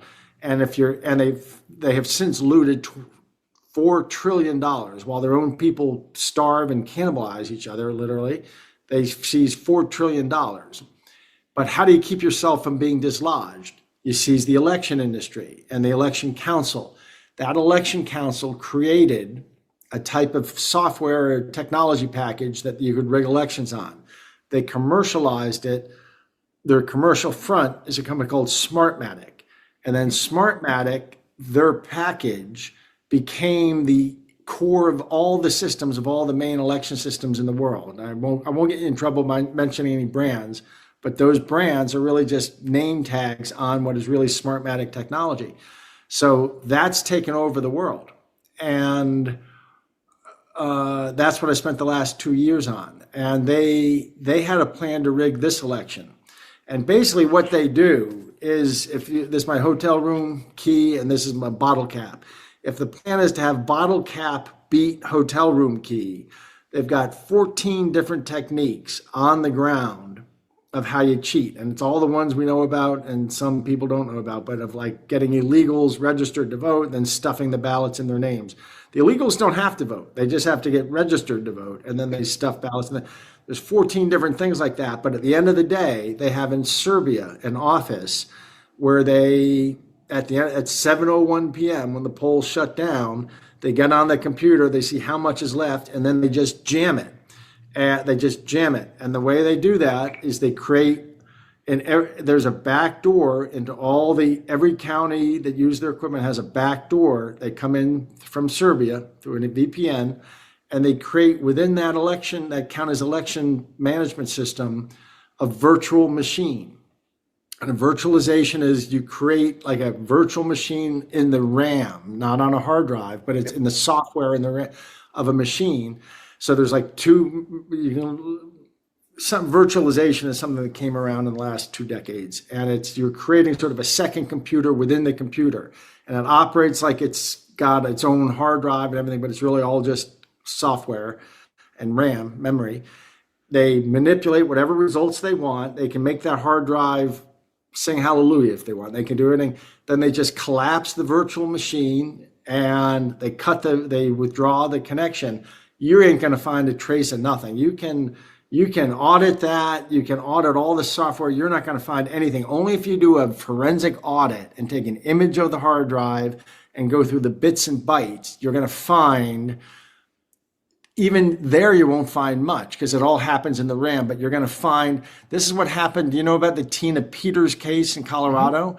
This is why they lost their mind, because she got a forensic image and of the hard drive that was used, and a computer science professor studied it and said, gee, something very strange happened in this middle of this election, where they created a new database, they wiped out the old one, they did this and that, but I don't see how they did it. There must be some hidden script. Well, I've learned how they did it, and this has been a 2-year, basically a private espionage effort, where we got all the people, we got everything figured out, and even how they did this in the office they did this from in Serbia. But they planned on doing this election night out of Serbia, but something seems to have disrupted their plans. Now, do you think that they tried to do that in 2016 out of Ukraine? I think they've been doing it out of Serbia, from an office out of Serbia that has Serbian military intelligence and Chinese military intelligence running on Huawei machines. So they're actually running our elections out of Serbia in 30% of the counties of the US. And there's an institute in China that studies, in Xi'an, China, that studies every by the way, every county in America, they have an expert in. I come from Grantham County, New Hampshire, and I'm sure they've got a guy who knows Grantham County better than I do. And they've started, here's the other thing, they've been doing it for 20 years. They've started off at the ground up. So it's been school boards, it's been mayors and police chiefs, it's been prosecutors. And if the country seems like it's changed in this weird way that we don't understand, that's because they've been doing this from the ground up through Congress and Senator and finally the presidency. The truth is, I'll tell you more than I've told anyone yet, if you want. They rigged the primary of '08 for Barack Obama against Hillary. They didn't rig the presidential election, but they rigged the primary of '08 in Iowa. And if you go back and look at the news, in '08, he had the surprise victory in Iowa, and that's what really launched him. They also rigged 2012 against Mitt Romney, but they got overwhelmed in 2016, and they planned to do it again and they did it in 2020, and they planned. Oh, by the way, they're doing it on off-year cycles. They're doing it with Congress. If you go back to 2018 in Orange County, California, they suddenly elected, which is typically, as you know, a very red place. They suddenly elected 3 AOC types. That was all rigged. It's all rigged. Yeah. By the way, I have all the proof of this. I lived in Adams County, Colorado, during that time, 2018, and this is when I was really getting into this. And everybody on the county was red. 2018 all turned to blue overnight, and nobody could figure out what the hell happened. I think we all knew what happened, but that's what they were doing, and it gave them immense amounts of power. But now the tides are turning, aren't they? And I'll even tell you, I've been keep biting my tongue on some things, but I guess it doesn't matter. There's a Newsweek story about how Venezuela has a $25 million bounty on my head. This is why they figured I was actually thrown out of one country. I won't tell you which country, but I set up let's say a cyber operation to go after Venezuela. And back about a year and a half ago, I was thrown out of one country where they said, and a very professional cyber operation and multinational hackers in different places. I'm very well known in the blockchain community, so it was very easy to find hackers and put together something and pay for it under the table to go up against Venezuela. And I was thrown out of one country, and the prime minister, one day I got a call from the lobby of the hotel. The personal attorney of the prime minister was in the lobby, and he came and he wanted to meet me, and he came up, and I said, "What's up?" He said, "Mr. Byrne, the government has become aware of what you're really doing in our nation, and we're not going to arrest you because we think you might be right, but you can't do this from our soil, and you have 24 hours to leave or we will arrest you. And the prime minister wants me to tell you that our analysis is that you are conducting 4 or 5 major international felonies, and the government of Venezuela is going to take the position that you personally have conducted an act of war against them."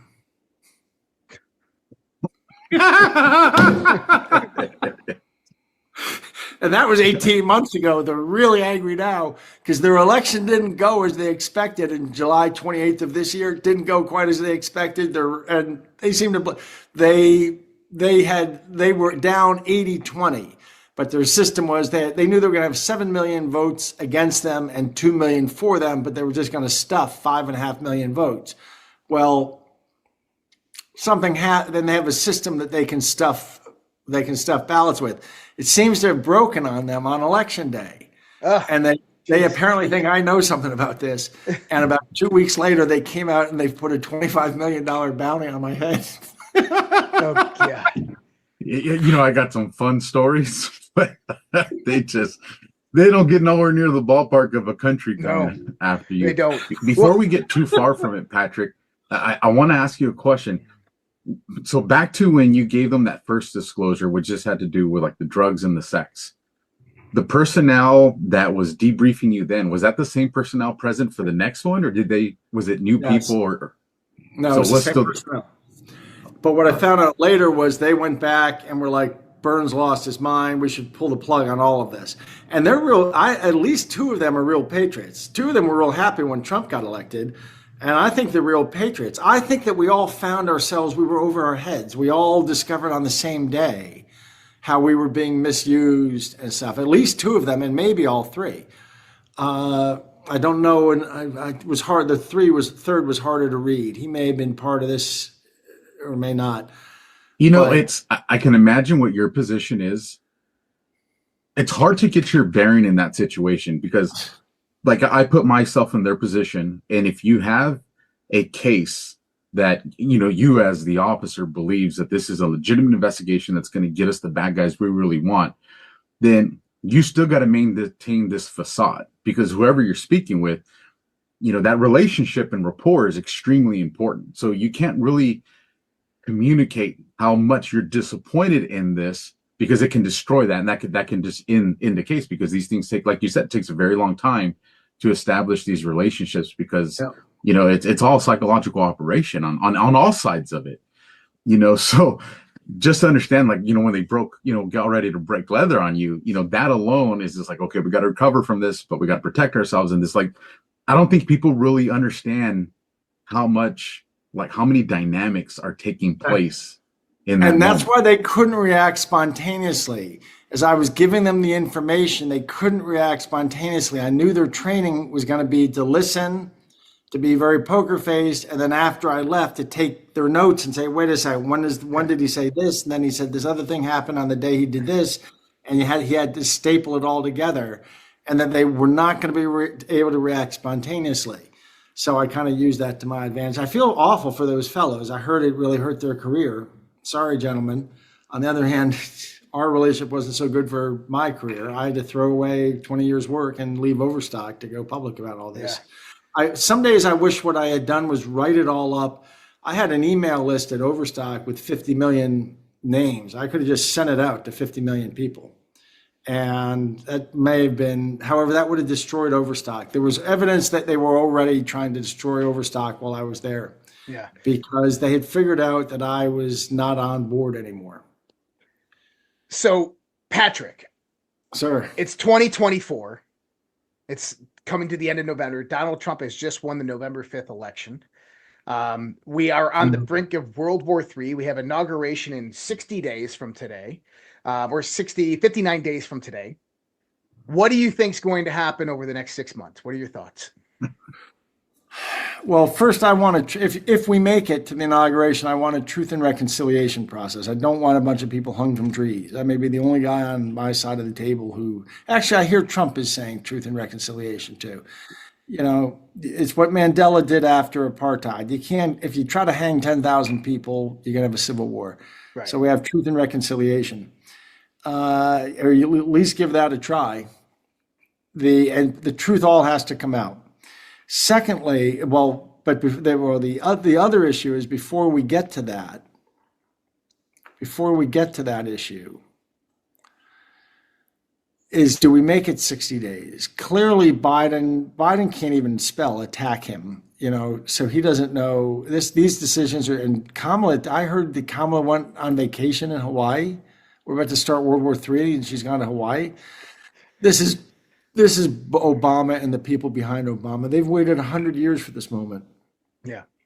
and I think, Obama's a narcissist, and narcissists are all about the image they present to the world. And then shrinks will tell you that a narcissist's biggest fear is public exposure.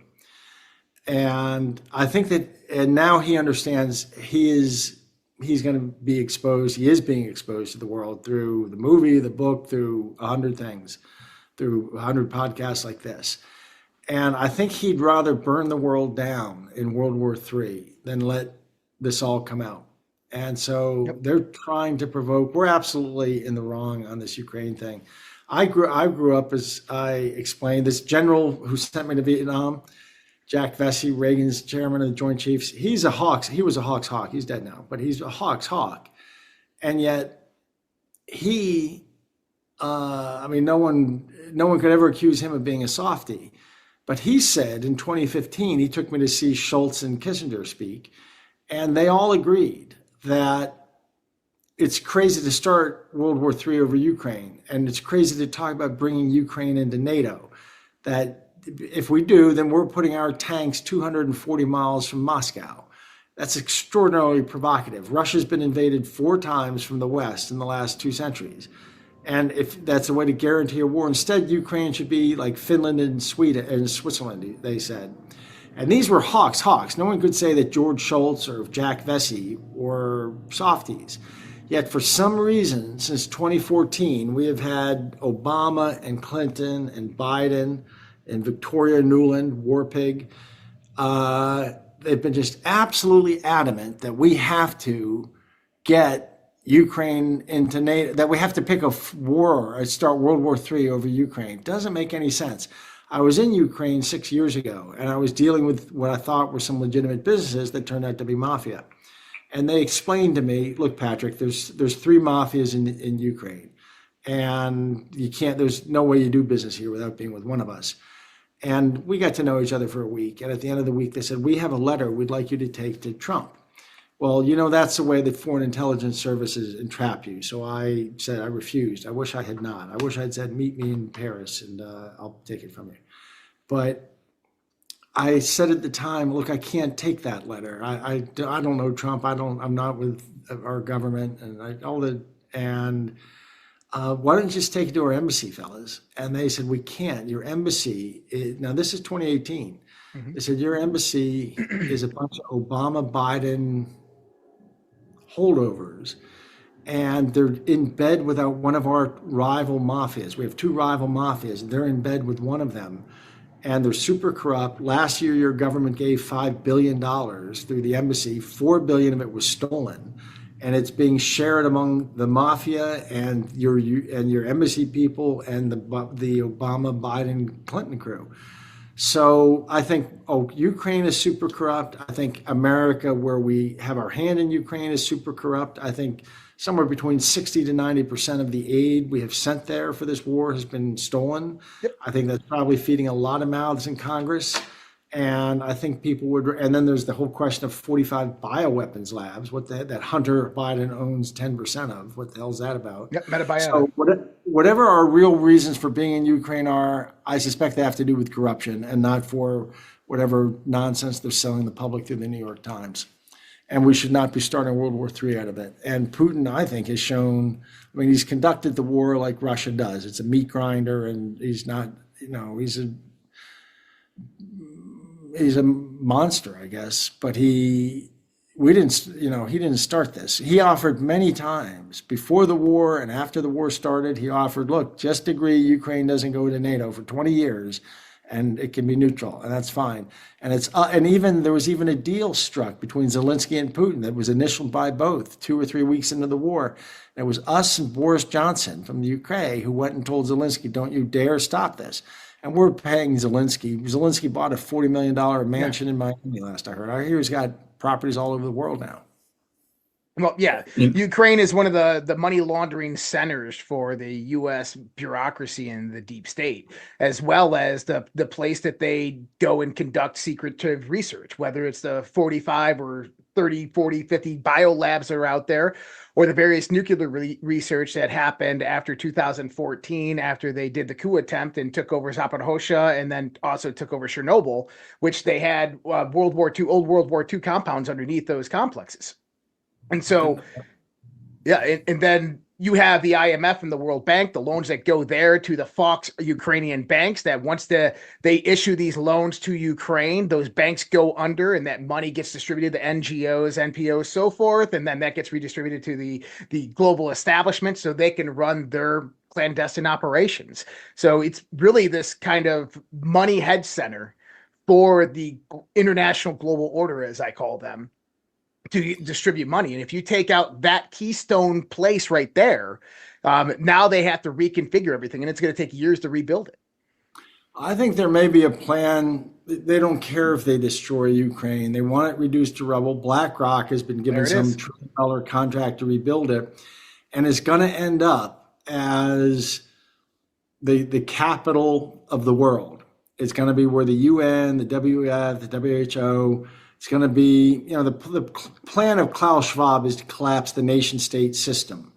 And there'll be some Central European headquarters emerge as the capital of the world. And I've always thought it was German, but it may not be German. It may be Ukraine. They don't care if they're reducing it to rubble.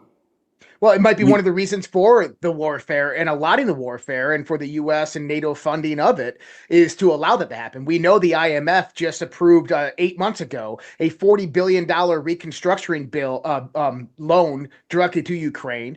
BlackRock and the Clinton Global Initiative are ones that actually got a piece of that to help rebuild Ukraine. So you're absolutely right on that. And what I meant by, in the sense of destroying Ukraine, that they're not going to let that go, is in this context, it's the structure that's there. It's the political organizational structure that goes there. It's the control over Ukraine. That's why it was so important to get Nuland in there to install the next Ukrainian organization, Poroshenko, that came in, to get rid of Yanovich, who was with the Kremlin, who wanted to restart trade with Putin.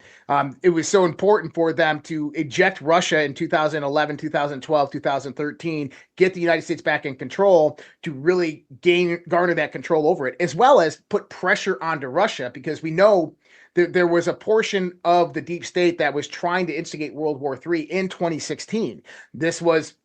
You're a critical part of this in the sense of what we just talked about. They were setting up Russia and they were setting up Republicans.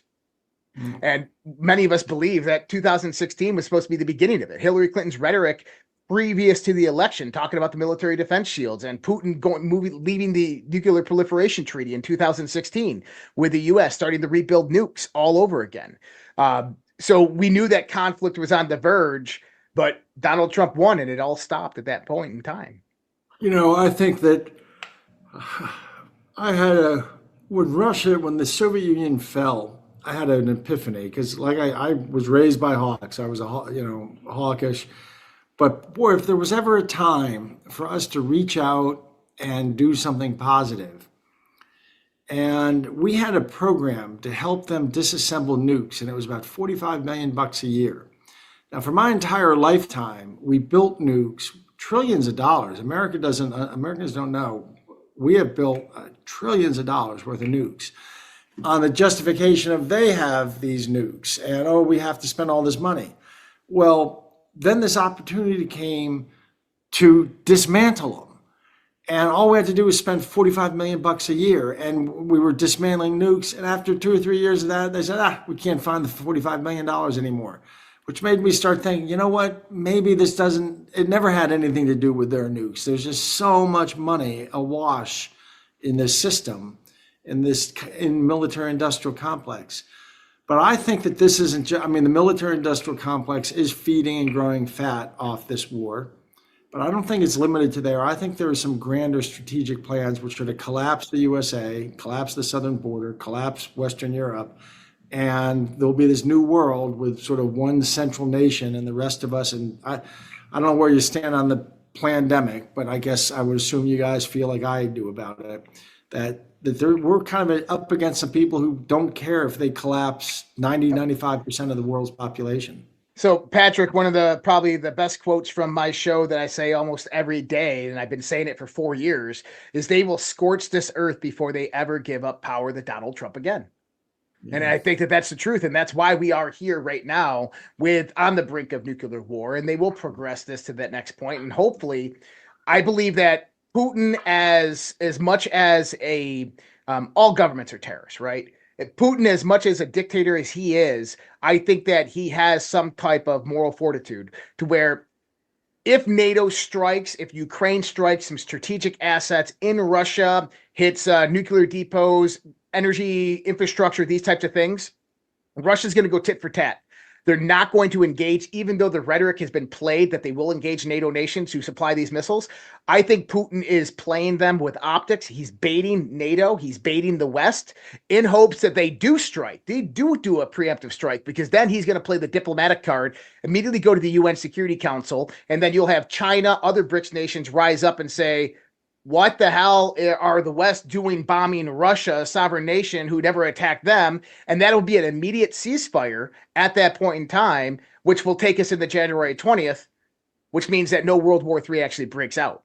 I think that would be probably one of the best things that Putin could do, understanding that Trump is coming in. Inshallah. Well, I, from your lips to God's ear. From your lips to God's ear, but this is terribly reckless. And what we really have are some, I used to think of everything in the terms you're describing and what's their angle and who's making money off it and this and that. Maybe it's been because in the last 4 years, I'm not a big part of the Christian community. I was raised Catholic. To me, being Catholic was like being Marine. You are your whole life, but I always thought of it like boot camp, that you were supposed to sort of, as a kid, you go through those classes and stuff, and then you get off. So I haven't gone to church in 40 years. But I've been around the Christian community, and there have been people who've been telling me, Patrick, some people are just demons. And you're trying to say where the angle is and where's the profit. And they may be in it for that. But at the end of the day, there's some people who are just demons. And in particular, these narcissists who are about to be exposed, their greatest fear is public exposure. And they understand that this is the end of a 100-year project for them if they get exposed. So maybe they just want to scorch the earth rather than have, have you noticed sometimes, Buffett says sometimes crooks just look like crooks.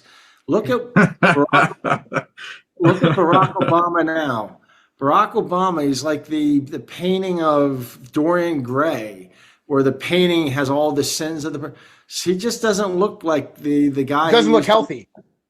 He looks gray, and he looks unhappy and angry and evil, and it's like he can't suppress it anymore, I guess. 100%. I have a question, Patrick. So one, when I look back on my career, and I remember the first time, and I'm going to purposely be vague here because it's still going on. When I remember I got wind of a person that was, what we say is they're on paper with us. Some people say informant, some will say acid, but they're on paper with us. But the level of what this person was at, I was like, then why don't we just take the entire structure down already? We could do this. And for me, it was just one of those questions where it's like, then why is this being allowed to continue? Maybe there's something more, your rank and file guys, your gunslingers, your crime fighters, but then you start to realize maybe there is an evil that exists that just wants the evil to continue on, which brings me to the question. I've asked myself this, Josh has probably asked himself, you've had exposure into so much more than I can ever fathom. Is the system that we have right now, is it even fixable? Or does it just have to be completely dismantled and started over? Well, it is fixable. It is fixable, and there's no dismantling it. There's collapse or not collapse. And if it collapses, 90% of us die through supply chain collapse. This was all modeled out in 2005 in national security. They modeled out an Ebola virus hitting America. And they discovered that it didn't take nearly as many cases as you would think before things unravel. And then they did it again with financial collapse and EMP. And they just discover food, fuel, and pharmaceuticals. The supply chains, we're connected in our complex society by invisible supply chains. Yep. Food, the average food an American eats has been trucked 1,500 miles. There's only 30 days of fuel there's 30 days of pharmaceuticals in the supply chain. Without supply chains running, in 30 days, your diabetics start dying. 50% of the people over 50 are walking around with conditions that in the absence of medications, you're dead in a year or you're dead in 6 months. And so if this starts unraveling, it takes somewhere between 3 days and 2 weeks for us to go through a tipping point that we don't tip back out of. Once the fuel stops flowing, or if electricity goes down, electricity is in every gas station pumping these electric pumps, which pump the diesel fuel. So then the trucks stop running. The trucks stopped running within 3 days. There's only 3 days of food in the cities. There's 9 meals at the tip of the supply chain. So after 9 meals, the kids are crying, and people do a lot of funny things when their kids are crying and hungry. And we go through tipping points that we don't tip back out of. It becomes a Walking Dead kind of world. In fact, this is my great fear. China's plan is that we go through that and then we collapse and devour ourselves. The cartels are given 3 years to rape, pillage, loot, and burn. And when there's nothing left but a husk, China occupies and we become new China. 80% of the groundwater in China is contaminated. Yep. Their plan is what I just told you, to drop us into civil war. And when we collapse, the cartels get 3 years to rape, pillage, loot, and burn everything they want. Then they withdraw. Your home in America already has a deed issued on it in China. There's some colonel or general or CCP guy who he thinks he owns your home, and he gets up on Google Earth. He looks at it once a month. He thanks you, Josh, for that new hot tub you put in your backyard. And their original plan was 1949 to 2049. In 2010, it was a 100-year marathon, they called it. In 2010, they accelerated it from 2049 to 2030 as their goal. After the election of 2020, they started saying it's going to be 2028, maybe 2027. So they think they're there. And that's also why we have to stay peaceful. We have to stay peaceful because if we fight, the China wins. If we fight each other, it turns into, we very quickly rocket into Walking Dead kind of scenario. And China will be taking your hot tub by 2028, maybe 2027. Let me get some hope to this real quick. It's the smallest scale you can probably ever fathom, but it was something important that I witnessed. This was about a year, and no, probably about 3 years now. It was right when, Twitter Spaces, when it first started, X Spaces now. But I was in this space, so it was probably just under about 300 people. And it was literally conservative versus liberal, and it was hot and heavy. I mean, everybody in there was just at each other's throats, like what we see in our country when it comes to like the geopolitics. But then a foreign dude came in, and he started to rag and diss on America, and everybody instantly focused on him, and everybody was defending America. They weren't defending America left. They weren't defending America right. They were just defending America. And I remember when I stepped back and I looked at it, I was like, wow, this discussion was as hot as it can be. But the second someone on the outside came after this country, nobody cared about red and blue. It was just America. And like I said, I know it's a small scale, but I think it is representative of probably a variable that China or any adversary just can't measure, that if we are conscious enough to recognize that there's a foreign adversary that wants to destroy us, I think that is powerful enough to make everybody kind of drop down political titles. And I think that exists in this country still. From your lips to God's ear, but I can tell you the Tren de Aragua, which is this violent gang from Venezuela, which is now in all the major cities, Atlanta, Chicago, New York, LA, Denver, their orders are when the order comes, they are to align with Hispanic and Black mafias and fight the white mafias, the Sicilian mafias, and try to get that to happen, and then it blossoms into a general race war. That's So what then, Patrick, let me say this to you, because you probably know the people that need to hear this if they don't know it already. Because gangs was my thing, and I was very successful in it. I did it for 14 years. Even have awards from FBI, signed by Comey. Not proud of who signed it, but I definitely earned it. But one thing we knew at the rank and file of gangs was, and that I know now, like other gang detectives don't know this because you learn this after the fact, right?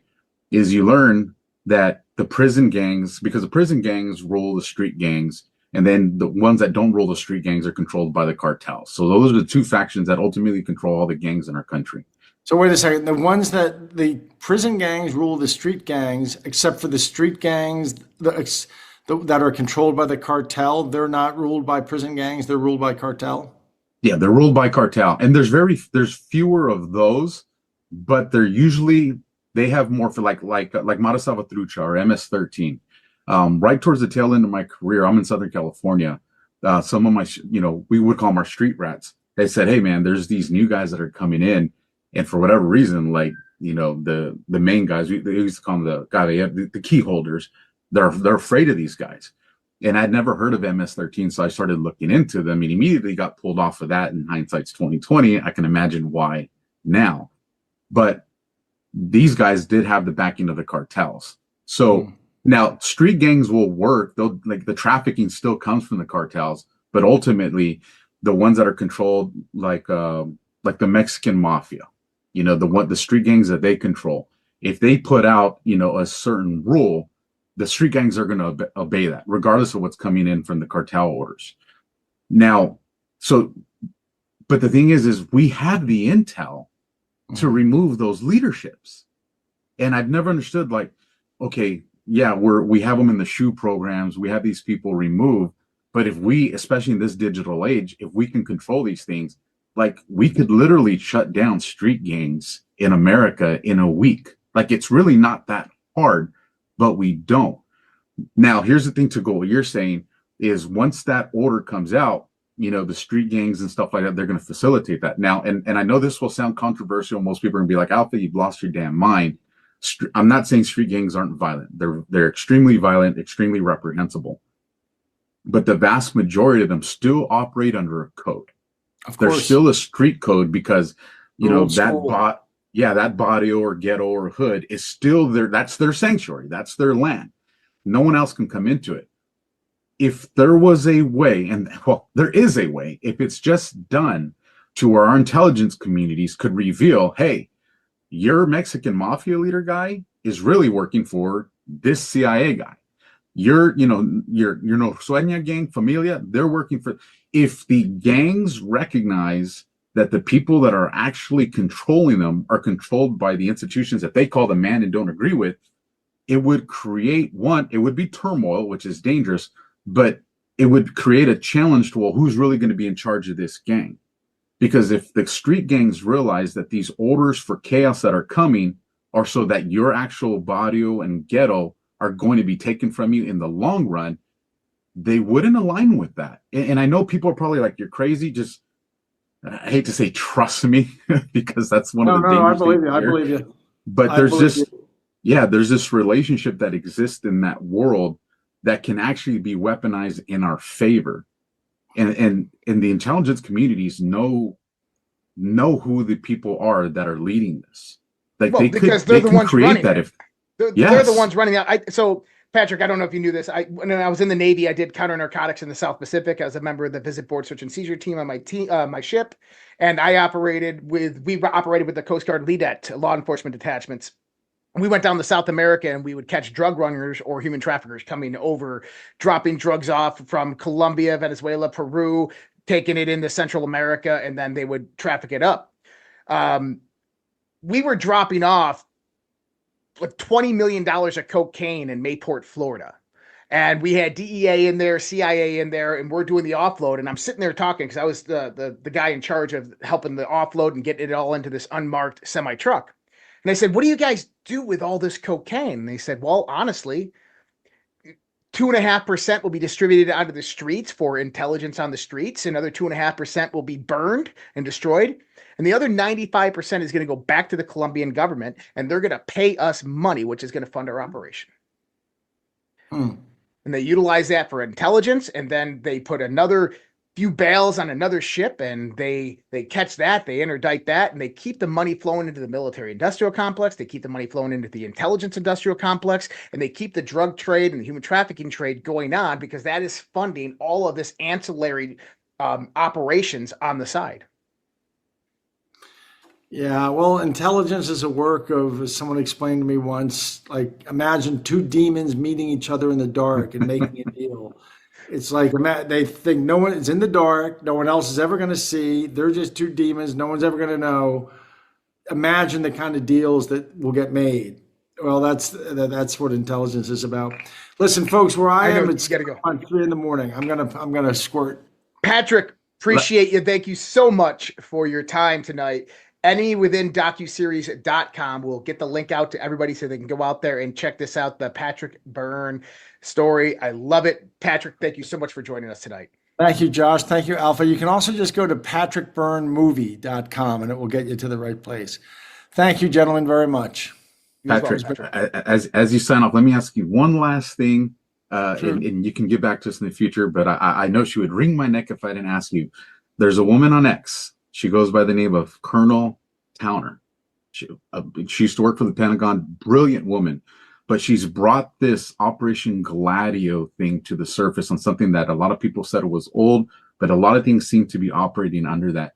When you have some chance, find this woman. If you can follow her work on X, and when we speak again, I would definitely love your take on what you think about it. Operation Gladio. Her name was Colonel. Her name is Colonel Towner. Towner. Okay, I'll look her up right now. Thank you both, gentlemen. It's been a pleasure. Good night, everybody. Take care.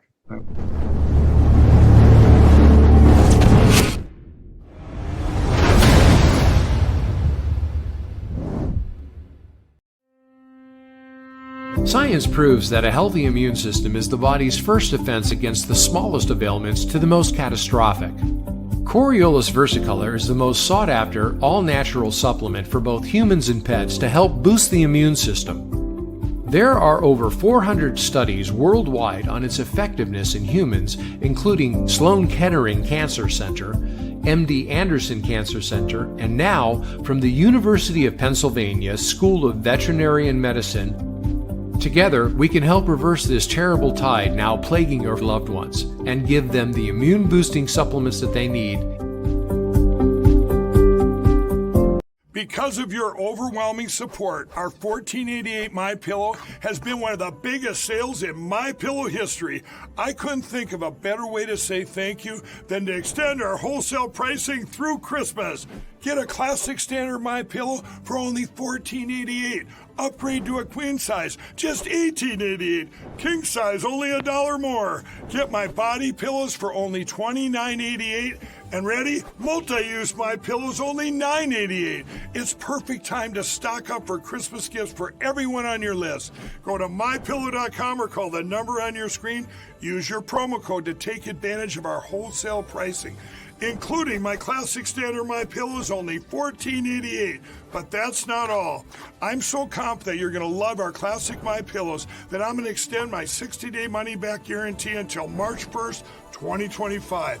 Plus, orders over $75 ship absolutely free.